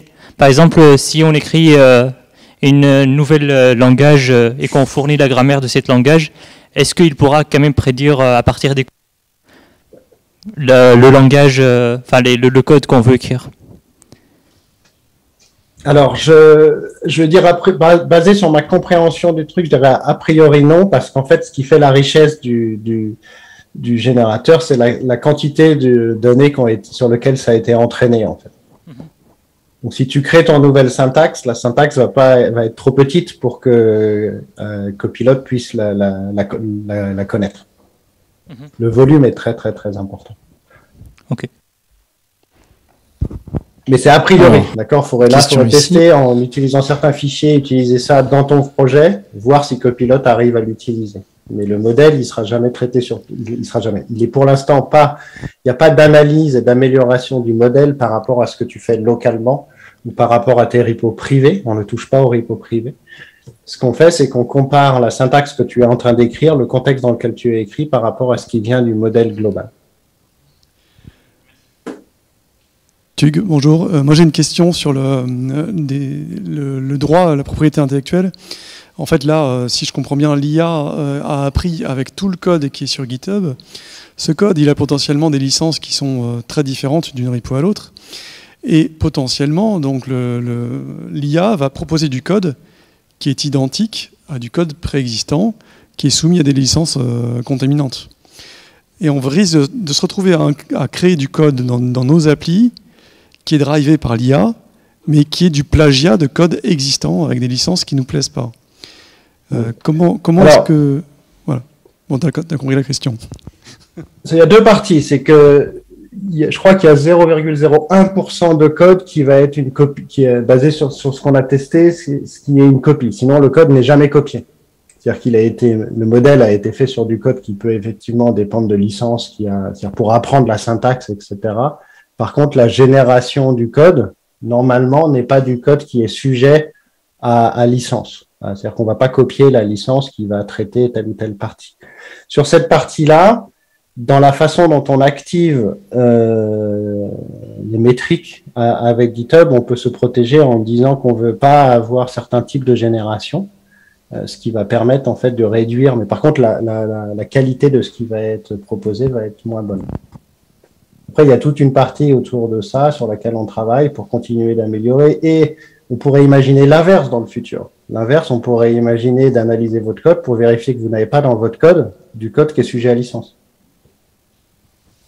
Okay, aujourd'hui, on est protégé, entre guillemets, par le fait que dans la mesure du possible, on est capable de désactiver cette fonctionnalité en termes de quel type de données on va renvoyer. Sur la partie protection du code par rapport aux stats qui ont été faites, on génère du nouveau code, on ne fait pas du copier-coller. Dernière question, il y en avait une, je pense, non? Quelqu'un avait la main? Oui. J'en ai une là. Pour revenir au copy de code, je pense qu'il y a moins de risque d'avoir du code généré par copilote qui est sujet à licence que quelqu'un qui copie du code n'importe où et qui fait copier-coller de ce code dans son fichier. Bon. Parce que c'est comme ça qu'on a eu, dans les tests qui ont été faits au tout début de la génération de code, il y avait du code, je crois, qui venait du moteur de Doom ou quelque chose, je sais plus, il faudrait que je retrouve l'exemple. Et en fait, c'est parce que ce code-là était présent à copier-coller dans plein d'autres repos. Donc la licence avait été violée par d'autres repos et les gens l'avaient récupéré et copié-collé. Question qui est un peu liée en fait, c'est comme sur GitHub, potentiellement on a la majorité des codes qui ont au moins un bug, on va dire, par rapport à des codes qui ont vraiment zéro bug. Est-ce qu'on ne peut pas penser qu'un outil de machine learning qui a appris donc sur la base de code de GitHub, il aurait plutôt tendance à générer du code qui ne peut pas ne pas avoir de bug? Alors, aujourd'hui, je comprends pas si ta question c'est est-ce que ça va générer du bug ou il devrait être capable de pas générer de bug. Mais je vais répondre aux deux questions. C'est que oui, il va probablement générer des choses qui sont buggées. Il faut juste prendre la version de Copilot qu'on a aujourd'hui, c'est qu'un début de ce qu'on peut faire avec l'intelligence artificielle et le code. Quand on va, au fur et à mesure de ce qu'on va faire autour des modèles, nous et les solutions concurrentes, ça va être justement d'essayer de détecter des bugs en amont, d'essayer de proposer des optimisations dans le code que vous avez écrit basé sur une base de connaissances. Et aujourd'hui, ça reste, on génère du code par rapport à ce qu'on a appris sur les repos qui sont publics. Donc, si tout le monde fait du code pourri en Java sur une façon de lire des fichiers, il y a une grande chance que le projet, la première suggestion que vous allez avoir sera ce code pourri. Par contre, les suggestions suivantes seront, donc, dans la gestion des suggestions sera généralement de meilleure qualité, en considérant que j'exagère en disant la première est pourrie. Et comme vous êtes un développeur expérimenté, vous allez dire, je vais prendre la deuxième. Donc, la deuxième et la troisième fois, il ne va plus suggérer ce code-là, mais il va suggérer du code qui est de meilleure qualité. Mais c'est le tout début de l'intelligence artificielle et du code, en tout cas chez GitHub. Alors c'est bien, c'est des réponses détaillées. Merci Tug. On en avait encore une, mais on n'aura pas le temps, David. Il y a VH Cloud qui voulait te harceler, mais il te posera la question au cocktail. Non, malheureusement, en septembre. Moi, je vais aller boire mon cocktail tout seul sur ma terrasse. Ah ouais, on aurait dû en envoyer une petite bière antiboise parce que bon, pas du houblon. Et on se reverra. Merci en tout cas. Merci beaucoup à Tug, on peut encore applaudir. Et là, on va laisser la main à Antoine de Cerberus Testing qui va nous montrer comment tout faire en open source pour le testing, évidemment. On pourra réfléchir en attendant à l'adjectif à connotation négative de contaminant pour l'open source, parce que je rappelle que ce terme a été introduit par les acteurs propriétaires pour qu'on le voit de façon négative, mais on appelle ça du strong copyleft, qui est en fait un encouragement partage, alors que le côté viral, le terme viral, le terme contaminant a été posé par le propriétaire pour qu'on le voit de façon négative. Même si au final, je suis d'accord que ça contamine. C'est parti, 20 minutes. Merci. Vous m'entendez bien avec le micro là? Ouais. Bonsoir, donc du coup je suis Antoine Krasque, donc je suis avec mon collègue Benoît Sivel qui est ici, donc on se présentera. Donc l'idée aujourd'hui c'est de partager autour d'un produit open source dédié au testing, mais qui ne sert pas qu'au testing, et donc c'est pour ça qu'on va vous expliquer pourquoi. Donc du coup, moi c'est moi sur la gauche, si vous me reconnaissez, Benoît Sivel qui est ici, donc on est 3 cofondateurs, on a travaillé dans les boîtes plutôt de retail dans le nord de la France, donc là on est venu un peu en petit déplacement, mais on vient régulièrement dans la communauté ici qu'on aime bien. Donc voilà, donc on avait tous un problème commun de livraison logicielle qui était lente avec des bugs récurrents. On bossait à Redoute, chez la Redoute tous ensemble au même moment, qui était dans une période difficile. Et du coup, on n'avait pas de solution. En fait, sur le marché, il y avait des solutions très verticalisées, très lentes, très chères. Attends, il y a un truc, j'ai une grosse alerte zoom là, je vais mettre. Ok. Donc on avait beaucoup de problématiques de livraison logicielle, donc très lente, donc tous les 3-6 mois, des problèmes de qualité, pas de moyens pour acheter un produit du marché qui en plus sur le marché il n'y avait pas de solution, donc on a décidé de faire une solution nous-mêmes d'automatisation de tests qu'on a ensuite mis en open source. Alors pourquoi on a investi nous dans la partie automatisation de tests? Je pense que vous voyez aujourd'hui de plus en plus d'entreprises qui sont avec une pression de transformation digitale et qui ont la même problématique, c'est d'accélérer la livraison logicielle. Parce qu'en fait, la livraison logicielle, c'est ce qui leur permet de tester des incréments de valeur avec leurs clients. Donc voilà, ici on a pris Jeff Bezos, parce que moi je peux dire, je suis Antoine, je dis ça tout seul, mais il n'y a pas que moi qui le dis. Donc il y a Jeff Bezos et le patron aussi de Cypress. Donc Cypress, pour information, c'est aussi un des outils d'automatisation de test qui est vachement super répandu là, dans tous les environnements, JavaScript, React, etc. Si vous êtes intéressé. Et donc en fait, il y a un besoin d'accélération des entreprises. Et en fait, le test s'inclut dans ce besoin, parce qu'en fait, aujourd'hui, si vous regardez, par exemple, dans les derniers rapports, il y a des entreprises qui valent plus d'1 milliard de dollars en moins de 7 mois. Et voilà, c'est pas une entreprise, 2, 3, c'est un trend d'accélération globale. Je pense qu'on en a tous marre d'entendre l'acronyme tech partout, ILF-Tech, Agri-Tech, etc. Mais ça matérialise juste la digitalisation des entreprises dans tous les secteurs. Il y a des rapports, là par exemple j'ai repris le deuxième stade qui dit voilà 85% des entreprises ressentent la nécessité d'accélérer la livraison logicielle pour se transformer. Donc c'est plus que les gens qui sont avec Amazon en compétition, c'est l'ensemble des entreprises. Et en fait les entreprises ont besoin d'accélérer leur cycle d'itération logicielle. Sauf que la problématique c'est que si on accélère juste pour accélérer sans contre-force de qualité ou de confiance, en fait on va trop vite, on se prend les pieds dans le tapis, on crée des régressions pour les utilisateurs. Et je pense que enfin, en tout cas, personnellement, moi, si je vais sur un site que ça marche pas, j'y retourne pas, je vais à la compétition, et vous pouvez m'envoyer tous les emails que vous voulez de promotion, de trucs, etc. J'y vais plus. Enfin voilà, si l'application n'est pas au niveau, le site web ne marche pas. Donc du coup, il y a un vrai besoin pour les entreprises d'équilibrer ces deux paradigmes qui est, il faut aller vite, mais il faut maîtriser la qualité qui est livrée. Donc le test va pas tout résoudre en soi. Le test, ça permet de rapidement avoir un feedback à un moindre coût quand il est bien automatisé de est-ce que les changements que je vais livrer répondent aux exigences des utilisateurs et est-ce que j'ai rien cassé sur ce qui marchait. Et je pense que les applications qu'on voit de plus en plus, enfin qu'on fait, sont de plus en plus complexes avec des layers d'intégration technologique entre tous les frameworks front-end, back-end, etc. Ça devient de plus en plus complexe et donc ce besoin d'exigence et de test est de plus en plus important. D'autant qu'il sert aussi de documentation. On a entendu plusieurs fois, les gens n'ont pas le temps de documenter, etc. Mais un test qui fonctionne et qui nous garantit que ça marche, c'est aussi un garant alternative à de la documentation. Du coup, sur la partie testing, nous, on avait eu ce besoin. C'est un besoin qui a de plus en plus d'entreprises. Le marché d'automatisation de tests a grandi de 15 à 20% par an au worldwide. Donc voilà, c'est pas juste en France ou qu'en Amérique. Donc il y a plusieurs enjeux là-dessus. Il y a fournir la confiance aux entreprises pour accélérer, permettre de détecter des défauts plus tôt. C'est ce que vous voyez sur le schéma sur la gauche. Donc quand on parle de shift left, en fait, c'est réussir à injecter la qualité plus tôt dans les cycles de logiciels. Voilà, parce qu'il y a encore beaucoup d'entreprises qui pensent que qualité, test, c'est le département d'à côté qui fait les tests avant qu'on livre. Puis de toute façon, s'ils nous disent, peu importe ce qu'ils nous disent, on livre. Voilà. Mais ça, c'est les entreprises qui sont un peu lentes et qui ont beaucoup de problématiques après pour livrer. Donc shift left, c'est plutôt on essaie d'inclure la qualité au centre. Et shift right, c'est on regarde ce qui se passe avec le client plus près de la production pour aussi aller améliorer le produit à la fin. Et donc du coup, le test continu, ça s'inclut vraiment dans cette démarche transversale, c'est la flèche que vous voyez en bas, donc le test continu, et donc Cerberus Testing, c'est un outil qu'on a créé pour supporter des cycles d'itération continue, c'est pouvoir faire des validations très rapides entre tous les acteurs du logiciel.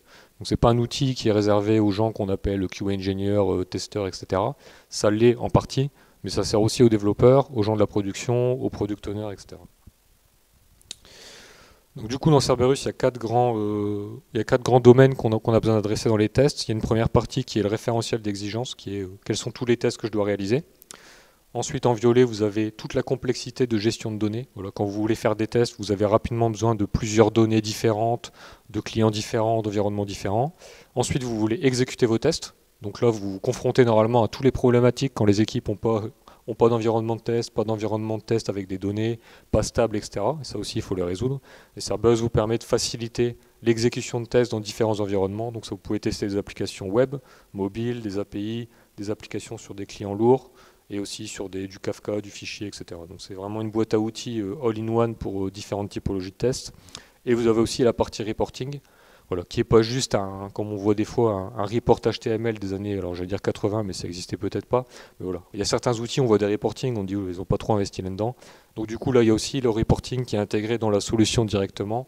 Et l'idée, c'est de pouvoir itérer rapidement sur ce cycle-là. C'est définir des tests, les exécuter, peu importe l'environnement, avoir le reporting et pouvoir décider est-ce que je livre en production ce changement de software. Voilà.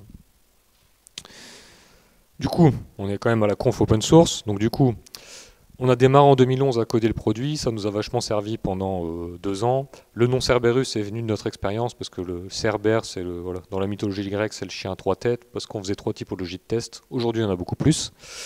On l'a passé en open source en 2013 parce qu'en fait on est pas mal de collègues qui avaient les mêmes problématiques que nous 2 ans auparavant, pas beaucoup d'outils de test, problématiques d'ouverture, etc. L'outil, nous on l'a toujours basé sur des composants open source, donc Selenium, Appium, si ça vous parle, voilà, c'est des composants qui sont intégrés à l'outil. Aujourd'hui c'est beaucoup drivé par la communauté, donc voilà, on a atteint quasiment les 7000 commits, il y a une quarantaine de contributeurs, voilà, avec des niveaux variables de contribution. Et donc on permet, donc ce que je disais, permettre différentes typologies de tests. Et par exemple sur le web, il y a toujours une problématique de je veux créer un test, mais je dois l'exécuter sur tous les browsers possibles, enfin, ou en tout cas que mes clients utilisent. Et donc avec Cerberus, on facilite ça en vous disant vous faites un seul test et vous pouvez l'exécuter sur tous les environnements. Vous ne devez pas écrire un test par typologie ou par contexte.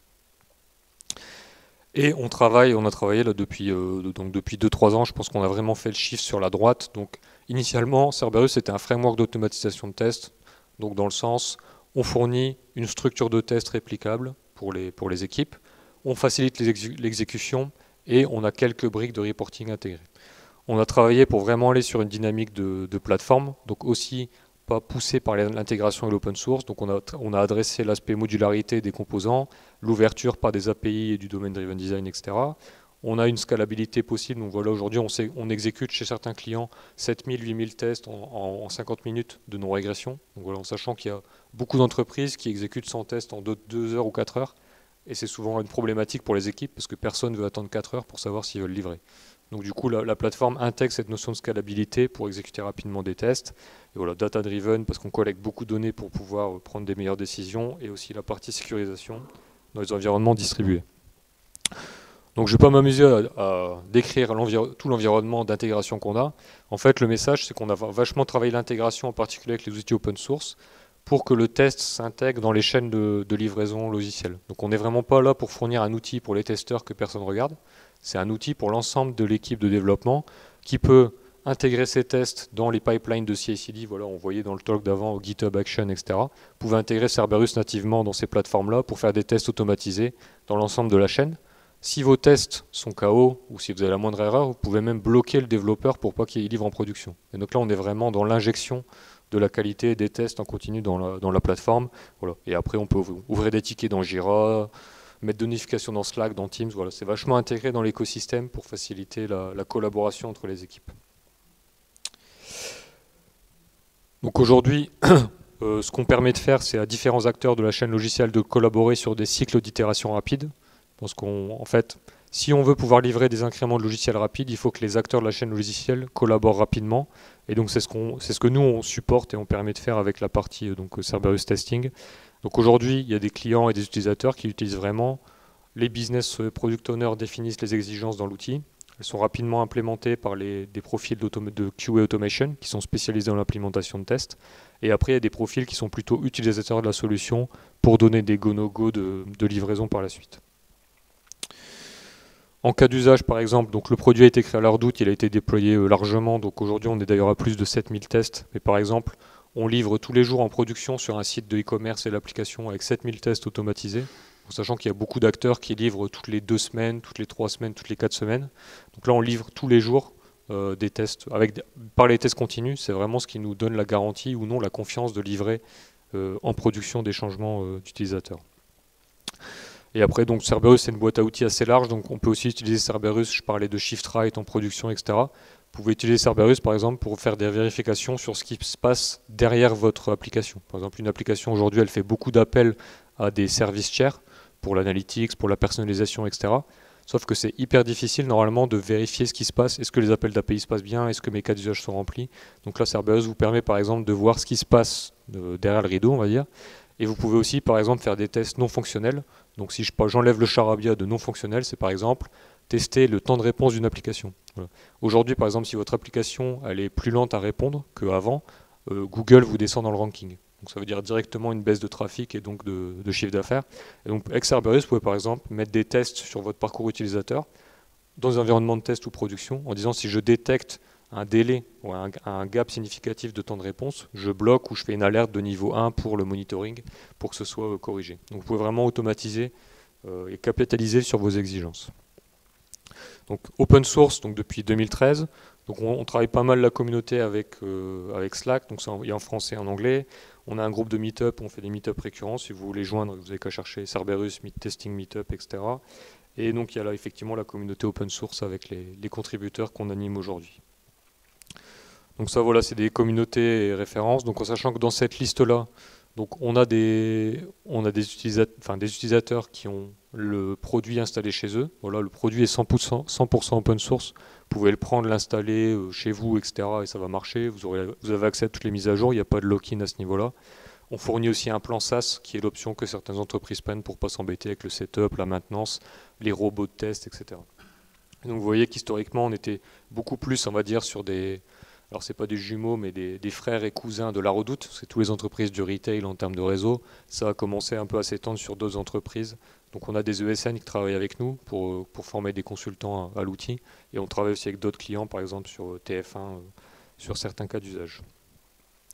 Donc aujourd'hui sur le modèle juste pour l'entreprise, donc on est produit 100% open source, je le disais, il n'y a pas de feature ou de fonctionnalité en moins si vous choisissez d'utiliser vous-même la solution. On fournit divers services avec la structure Cerberus Testing, donc il y a un modèle SaaS à partir de 80 € par mois, voilà, si vous comparez le TJM d'un DevOps, c'est pas très cher.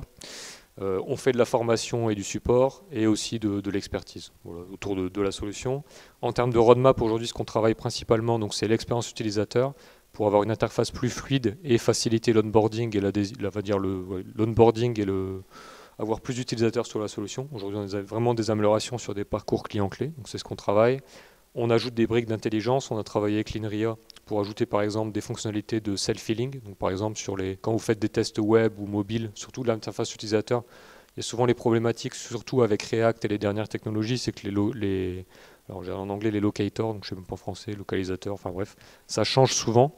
Donc nous on a mis en place par exemple un algorithme statistique qui a l'avantage que vous n'avez pas besoin d'avoir 2 années d'avant d'historique que personne n'a normalement. Donc vous pouvez, et du coup ça permet en fonction de juste la dernière exécution de vous corriger les locateurs de vos éléments. Et donc ça vous évite d'avoir des gens qui passent des journées ou des heures à tout remettre à la main quand c'est pas fluide. Et on travaille aussi pour accélérer les intégrations, donc sur la partie test management et la partie test reporting par exemple. Mais c'est effectivement dans cet ordre-là qu'on est en train de travailler sur la solution. Voilà, et donc c'est open source, il y a le site, il y a le GitHub forcément. Si vous laissez une star ou suivre, vous êtes les bienvenus. Et si vous avez des questions, je suis là, ou Benoît est là aussi.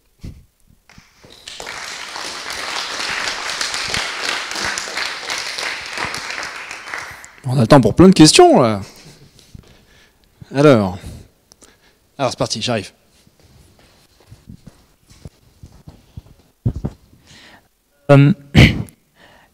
Du coup, Cerberus, c'est ça? Cerberus testing. Du coup, ça permet d'écrire plusieurs types de tests, notamment des tests end-to-end, performance. C'est pas un type spécifique.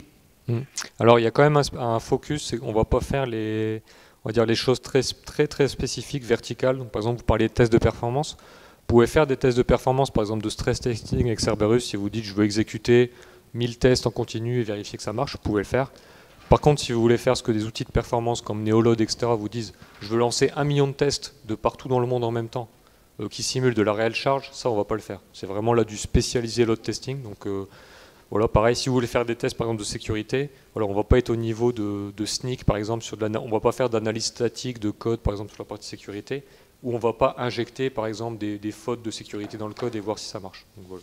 Donc on est vraiment sur une boîte à outils d'automatisation de tests, beaucoup sur le fonctionnel et non fonctionnel. Donc ce que je décrivais, tout ce qui est validation des parcours utilisateurs, les interfaces web, mobiles, les API, etc., ça vous pouvez faire. Et après tout ce qui est non fonctionnel, donc la non-régression, les temps de réponse, etc.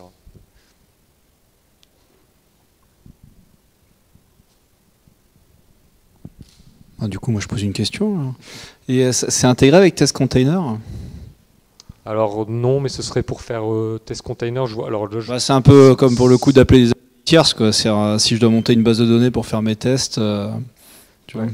Alors après, Test Container, ça fait quoi du coup? Parce que là, je connais pas. C'est pour le test, ça te permet de monter des containers rapidement pour les périodes de test, justement, si dans ton appel, dans ton appli, tu fais un appel à une base de données, tu as besoin de la monter, tu vois, plutôt que d'en avoir une en permanence. Oui. Donc c'est la partie conteneur au déploiement. Ok, bah nous en fait on va pas se connecter directement, j'imagine, à Test Container. On se connecte à toutes les bases de données du marché, on interagit avec les API SOAP, REST, etc. Donc là, j'imagine que là-dessus, si par exemple si la personne fait un bootstrap d'une base de données, par exemple en Postgre, on sait s'y connecter, il n'y a pas de problème. D'accord. Donc voilà. Ouais. Et il y a des questions? Ah, une petite question. Alors moi je sais pas trop comment formuler ma question parce que je crois que j'ai bien compris ce que fait Cerberus. J'aurais bien aimé avoir une démo, ça aurait été super chouette. Mais du coup est-ce que c'est un outil pour aider à écrire les tests? Parce que j'ai vu que ça fédérait plein d'outils de tests que je connais, que j'ai utilisés pour faire de l'API, du end-to-end testing ou whatever. Donc est-ce que c'est quoi? Ça permet d'avoir des DSL pour permettre d'écrire ça, de donner des rapports de manière uniformisée, de piloter le déploiement et la création d'infrastructures pour les versions de test. Enfin, je vois tellement de choses. Quand on dit gérer les tests, l'ensemble des problématiques des tests, il y a tellement de problématiques qui sont complètement différentes pour moi que j'ai du mal à imaginer comment cet outil-là, décrit comme ça très rapidement, peut gérer tout ça. Ce que ça fait Cerberus, donc ça gère votre référentiel d'exigence de test, ça les exécute dans n'importe quel environnement et vous avez le reporting intégré. Donc ça, c'est les 3 étapes sur les typologies de tests web, mobile, API, base de données et événementiel. Donc du coup, pour répondre à ce que vous dites, on est par exemple intégré avec Xqual. Je ne sais pas si ce que vous aviez en tête en outil de test management. Donc par exemple, Xqual, c'est un outil qui gère le référentiel de test. On peut l'intégrer avec Cerberus et dans ce cas-là, Cerberus devient esclave du référentiel de test et on va quand même gérer l'exécution et la partie reporting par exemple. C'est pour ça qu'il y a vraiment 3 briques modulaires et les gens peuvent utiliser une brique ou l'autre. Après vous parlez d'outils d'API testing. Par exemple Cerberus, on n'a pas vocation aujourd'hui à se dire je vais créer mes tests dans Cerberus par exemple et je vais les exécuter sur un outil de share d'API parce que Cerberus le gère nativement le test d'API. Donc dans ce cas-là, Cerberus fournit le référentiel de test, l'exécution et la partie reporting de tests d'API de diverses sortes, SOAP, REST, GraphQL, etc. Donc la réponse plus courte, c'est vraiment un outil d'automatisation de tests web, mobile, API, database, etc. qui intègre nativement le référentiel de test et la partie reporting. Voilà. Parce qu'il y a beaucoup d'outils qui font vraiment que la partie scripting au milieu et du coup qui manque cette connectivité transverse en fait. Voilà. D'accord, parce que j'ai vu un slide où il y avait du Cypress ou enfin je sais plus, des trucs comme ça. Je pensais que ça pilotait ce genre d'outil-là. C'est ça que j'avais mal compris. Effectivement, c'est bien un compétiteur entre guillemets, effectivement, d'outils comme ça. Ouais. Et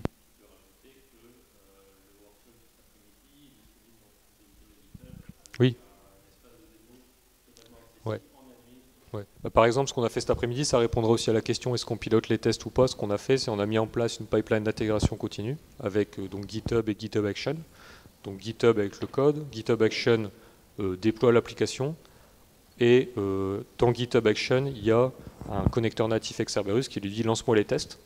Et en fonction du résultat, tu me dis si c'est OK ou KO. Et GitHub Action décide ou pas d'aller dans la suite. Voilà. Mais vous pouvez aussi faire l'inverse, on a des connecteurs. Donc vous pouvez depuis Cerberus lancer des tests dans des autres environnements. Donc il y a pas mal. Et effectivement, c'est une boîte à outils assez riche. Donc il y a des use cases un peu standards et des use cases plus avancés en fonction des besoins, quoi. Oui, ce qui veut dire qu'il fallait venir à l'atelier. Voilà, c'est une façon polie, bien sûr, hein, de le dire. Mais... Est-ce qu'on a d'autres questions? Ah, il faut répéter la question. Ouais, en langage, c'est ça? Le langage programmation, donc c'est Java principalement. Donc après, il y a eu pas mal de frameworks Spring dans le back-end, etc. Et puis des frameworks plutôt front-end qui ont été ajoutés au-dessus. Voilà. Après, API REST, voilà. Donc là, c'est pas le langage, mais c'est aussi comment c'est exposé. Ouais. Donc aujourd'hui, si vous voulez contribuer, il y a du back et du front à faire. Voilà.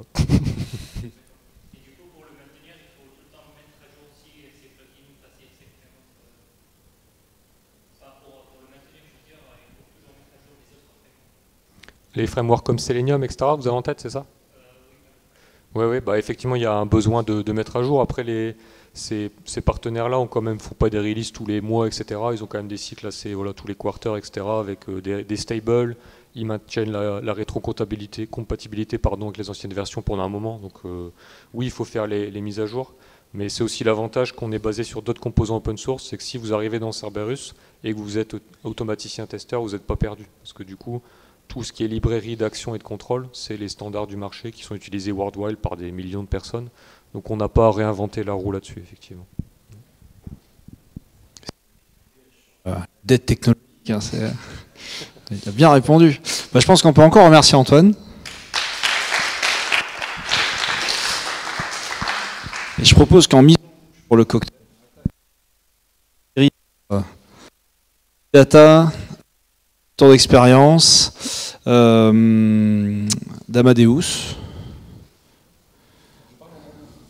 Ah, pardon. On enlève tout de suite le mot Amadeus. Non. Donc, comme d'hab, 20 minutes. Si.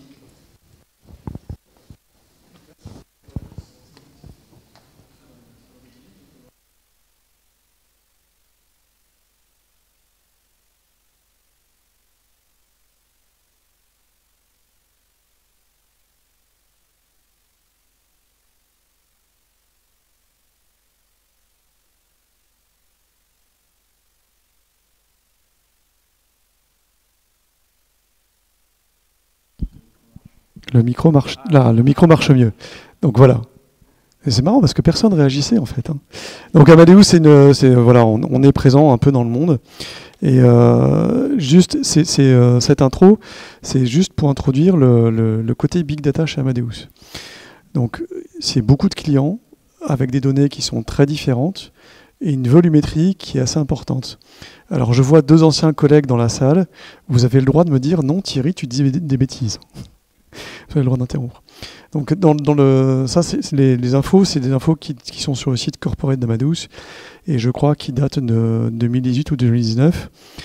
Et vous voyez que en gros, à peak time, c'était en gros 100 000 TPS tout confondu.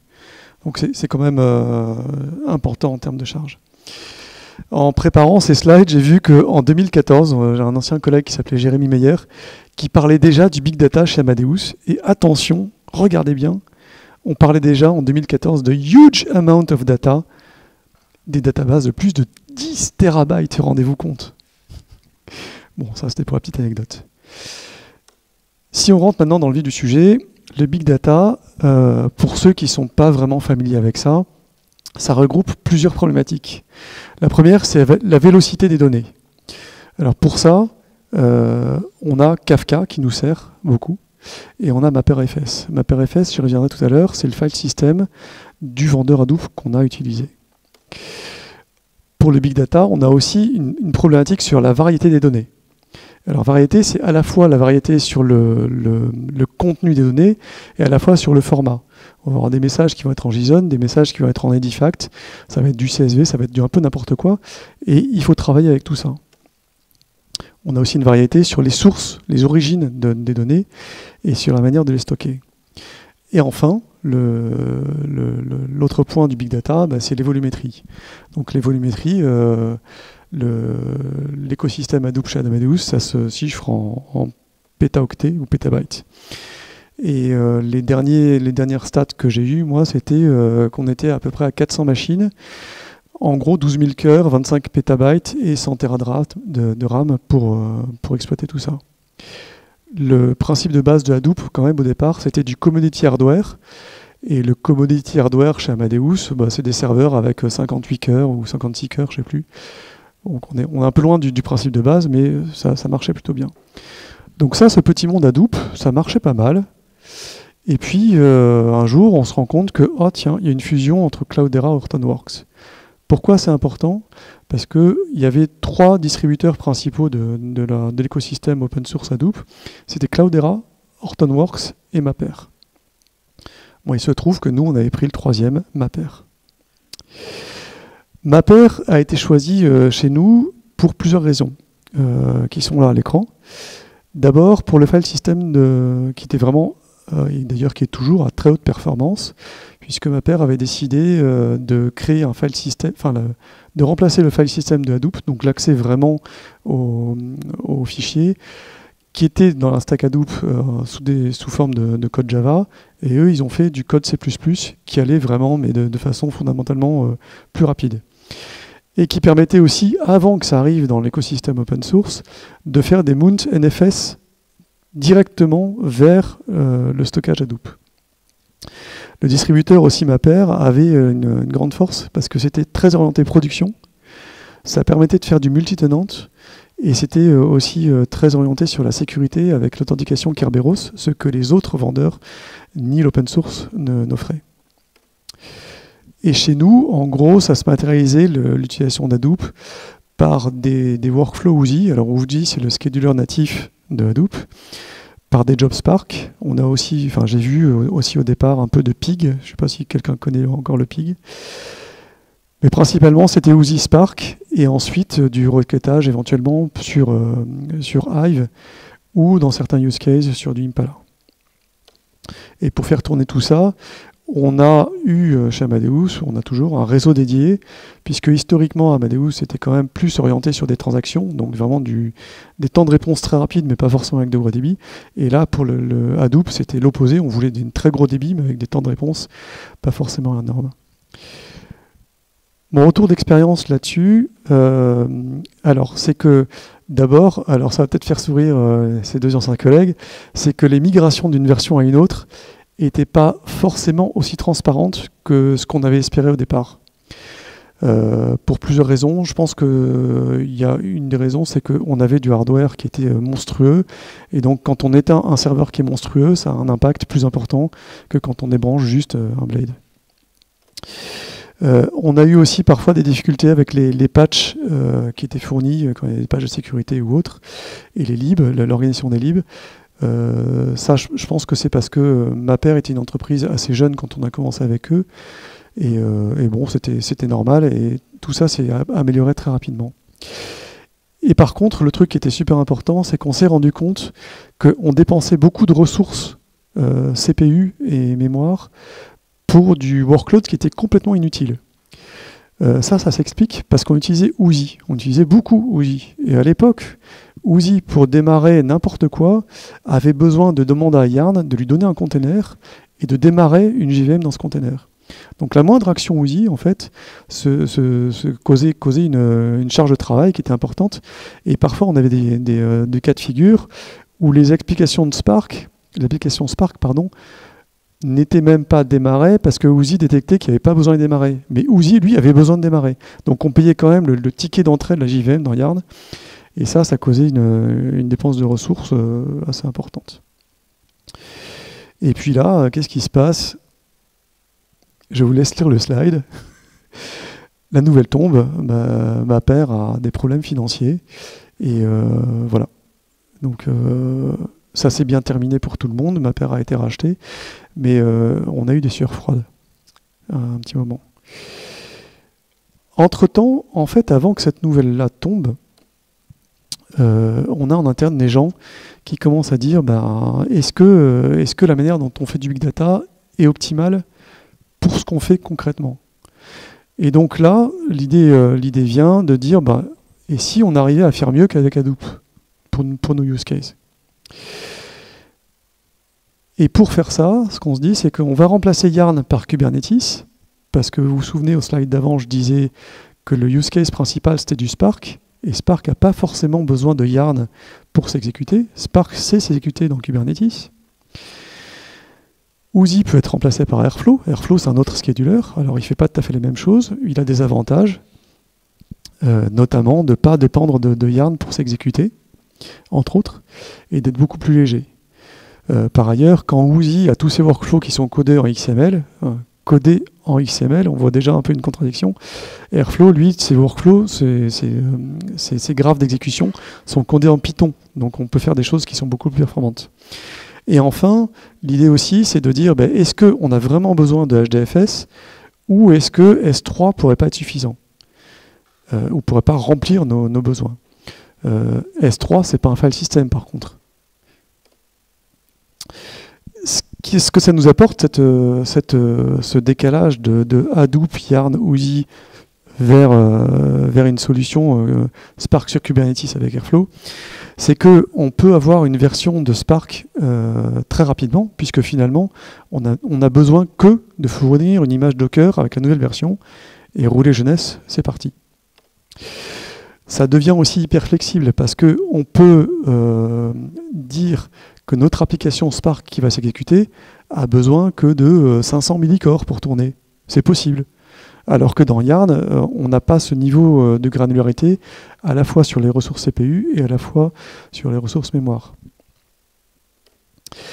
Ça permet aussi d'avoir une bien meilleure mise à l'échelle, à la fois pour la question des ressources qu'on peut demander à Kubernetes, et à la fois sur la manière dont on provisionne notre cluster Kubernetes.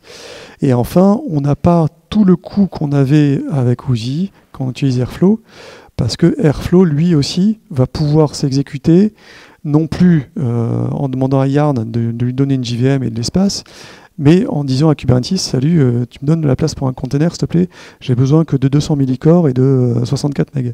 C'était possible avec Airflow. Le désavantage, par contre, quand on fait ça, c'est qu'on perd complètement le bénéfice que Mapper nous donnait avec son file system qui était vraiment une tuerie, et qu'il est toujours, je pense.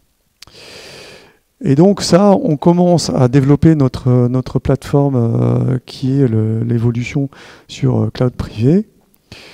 Et puis là, la nouvelle tombe, zut, finalement, ce ne sera pas S3, ce sera autre chose. Donc c'est pas grave, on s'adapte. Tout ça, ça reste quand même des stockages, pas des file systems, mais des stockages qui sont toujours compatibles avec ce que Spark utilise. Donc ça va bien se passer.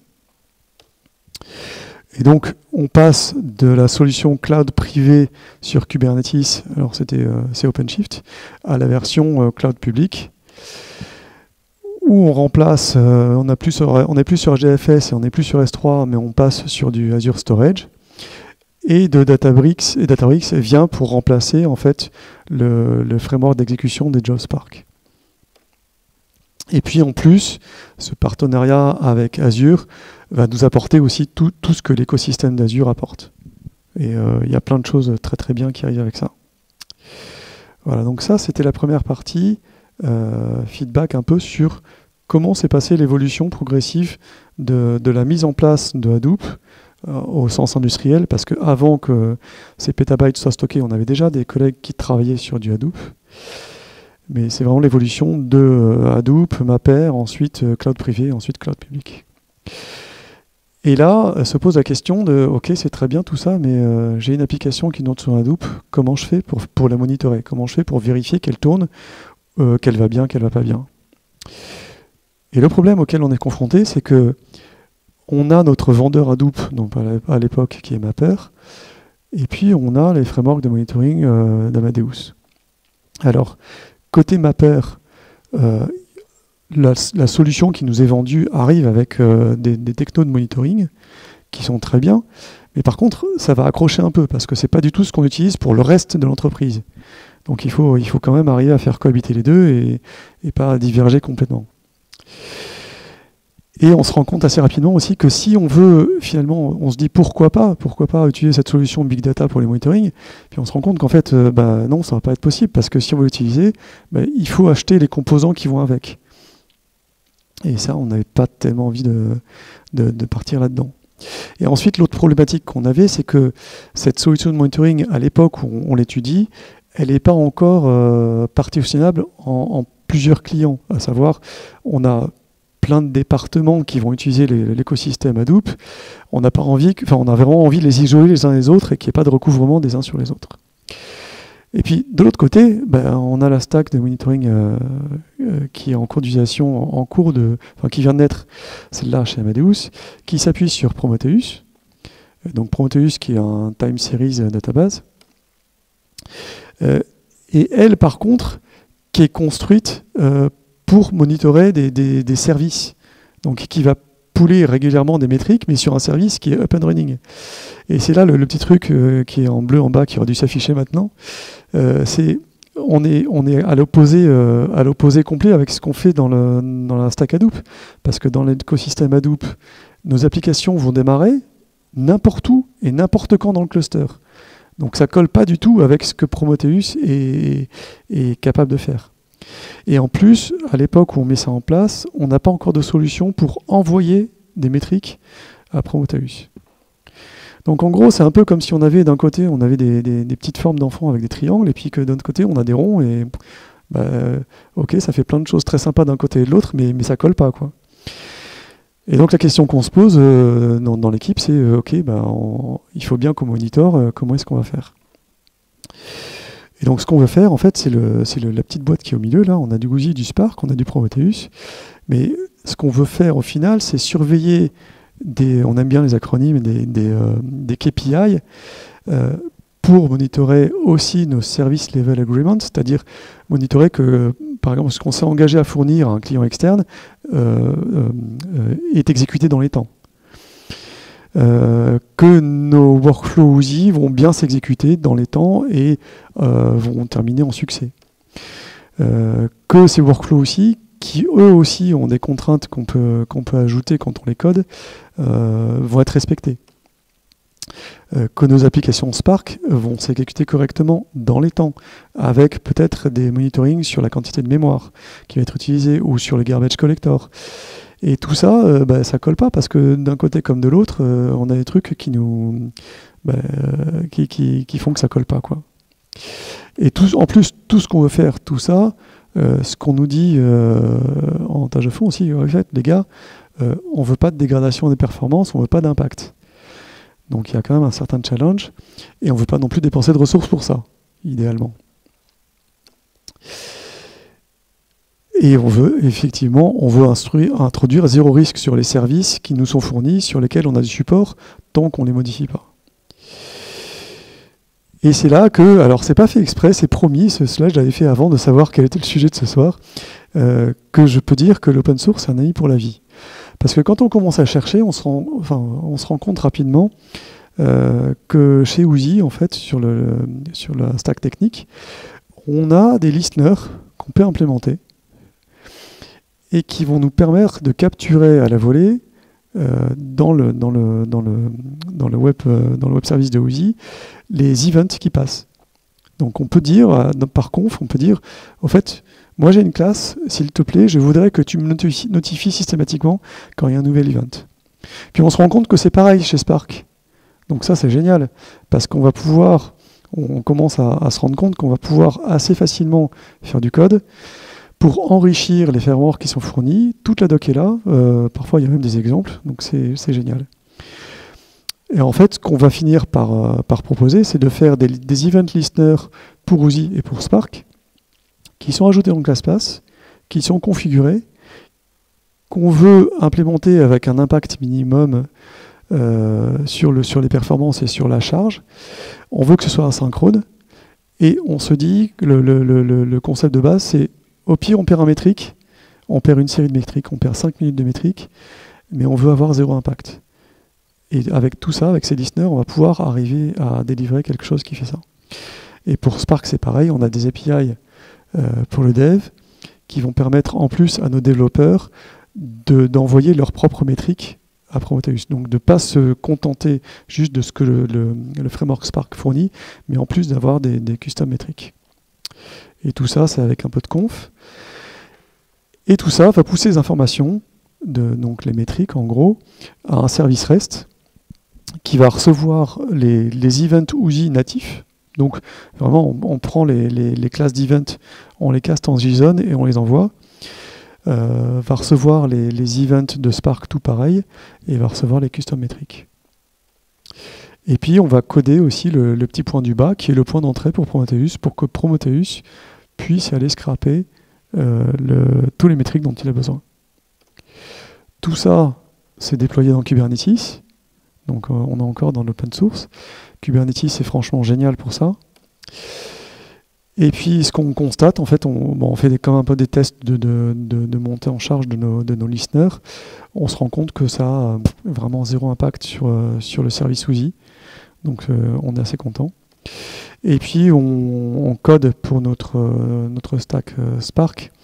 On se rend compte qu'en plus des events de Spark, finalement, on peut aussi coder du code pour récupérer les valeurs d'accumulateurs. Si vous avez des questions ensuite sur Spark, je peux répondre aussi, je peux essayer. Et puis, comme je disais tout à l'heure, les métriques pour les développeurs, pour qu'ils puissent envoyer leurs métriques à eux de façon très facile. La question, c'est que tout ça, c'est dans le monde cloud privé, Mapper, OOSI, tout ça. Comment ça va se passer quand on va migrer au cloud privé? Finalement, ça ne va pas changer beaucoup. Parce que Airflow va pouvoir feeder le même service REST pour envoyer des métriques. Donc l'engine qui est au milieu, on le fait évoluer un peu, mais il ne change pas beaucoup en fait. Il tient toujours le coup. Ensuite, quand on passe sur du cloud public, là ça change un peu parce qu'en fait, ce qu'on ne pouvait pas avoir avant, à savoir le Prometheus Push Gateway, on va avoir le droit de l'utiliser. Donc on n'a plus besoin de cette brique. Mais finalement, le code qu'on a fait pour Spark, on va le réutiliser très facilement pour envoyer les métriques à la push gateway. Donc les API côté développeur pour coder leurs métriques ne vont pas changer. C'est un peu le code qui est en arrière-plan qui va changer, mais pas fondamentalement.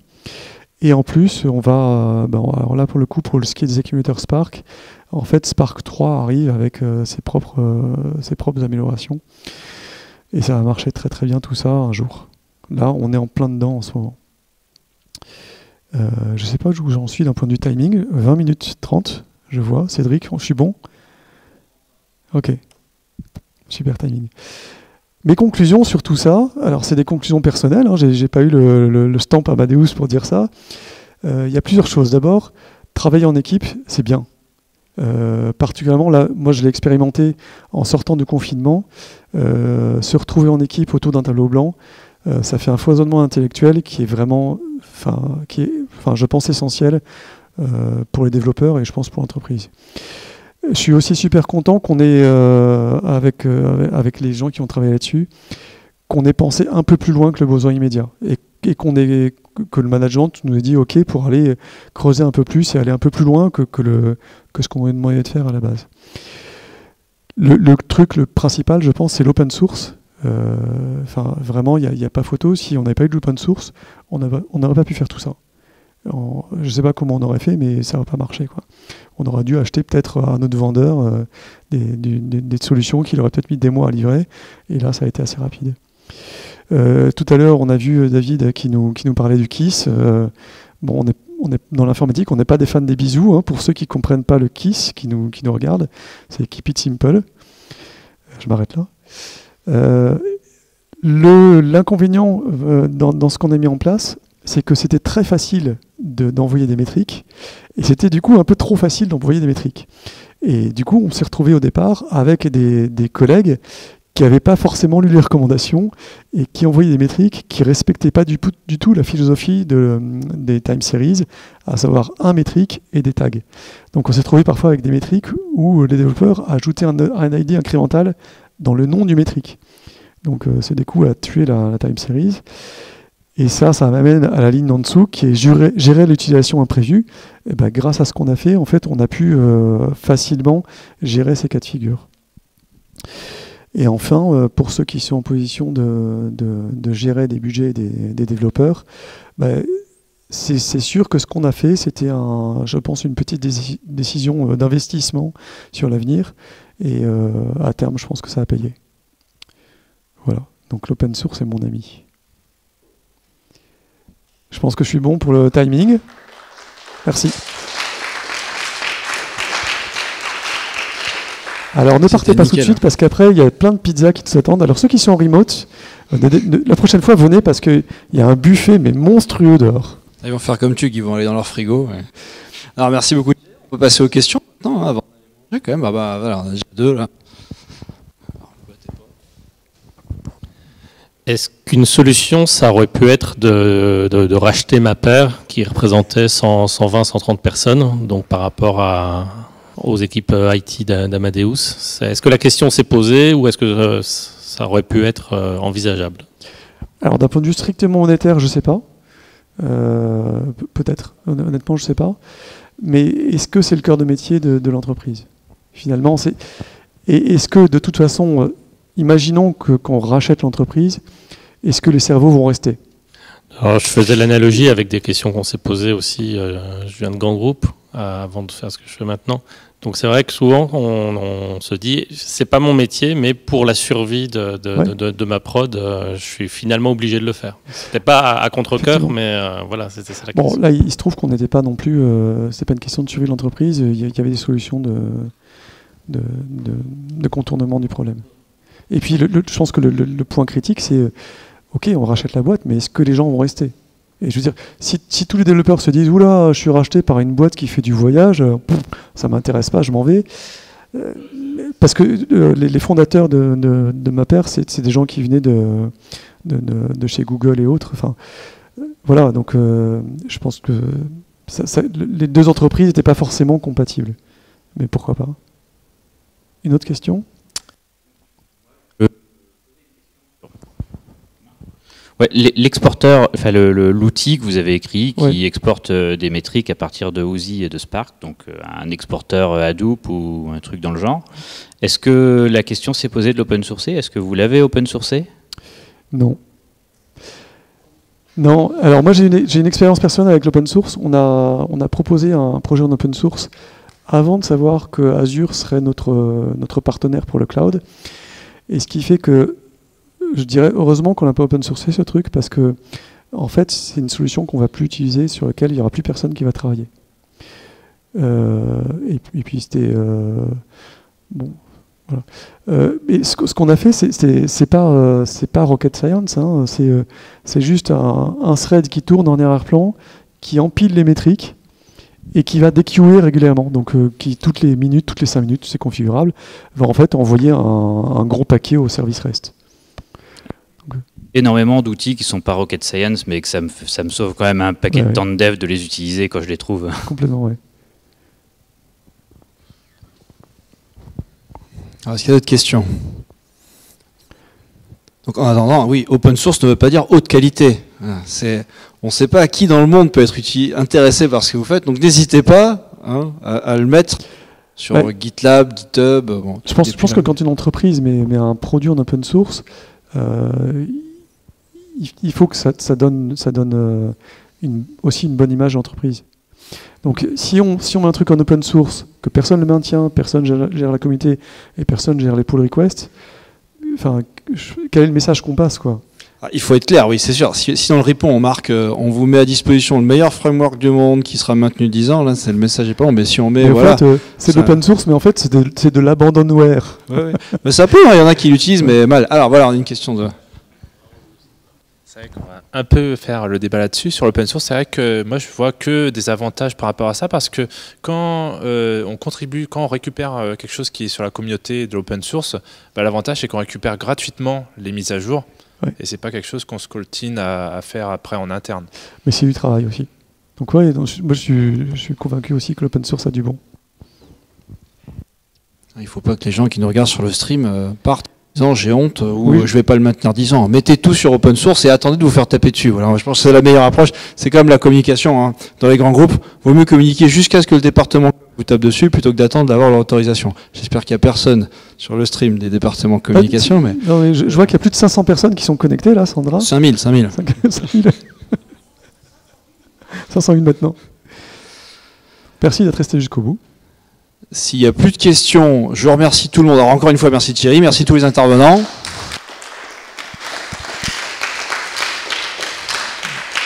Je vous rappelle que demain soir, c'est donc le trophée des objets connectés, avec 8 candidats, enfin 8 équipes. Hein. On sera plein à craquer là, hein, dans la salle, là. Ça va être un truc de fou. Oui. Ah bah oui, l'ADEME, Gabriel, la fabrique des mobilités, qui viendra nous parler aussi. Mais bon, il y a Gabriel et le Tox, plus la fête des makers. Je vous rappelle qu'il y a un Fab Lab, bon en stream c'est un peu loin, mais il y a un super Fab Lab qui n'est pas étiqueté, donc il est caché mais c'est pas volontaire. C'est peut-être qu'ils avaient honte, hein, c'est pareil comme le produit. Non, en fait il est super, c'est juste qu'il n'est pas marqué où il est, mais si vous êtes curieux, demandez à Julien, il vous amène déjà pour que vous voyez où il est. Ok, il est génial. Là, on va rejoindre le cocktail. Merci encore à tous et n'oubliez pas de contribuer chaque année parce que vous êtes aussi Sophia Conf. Merci à tous.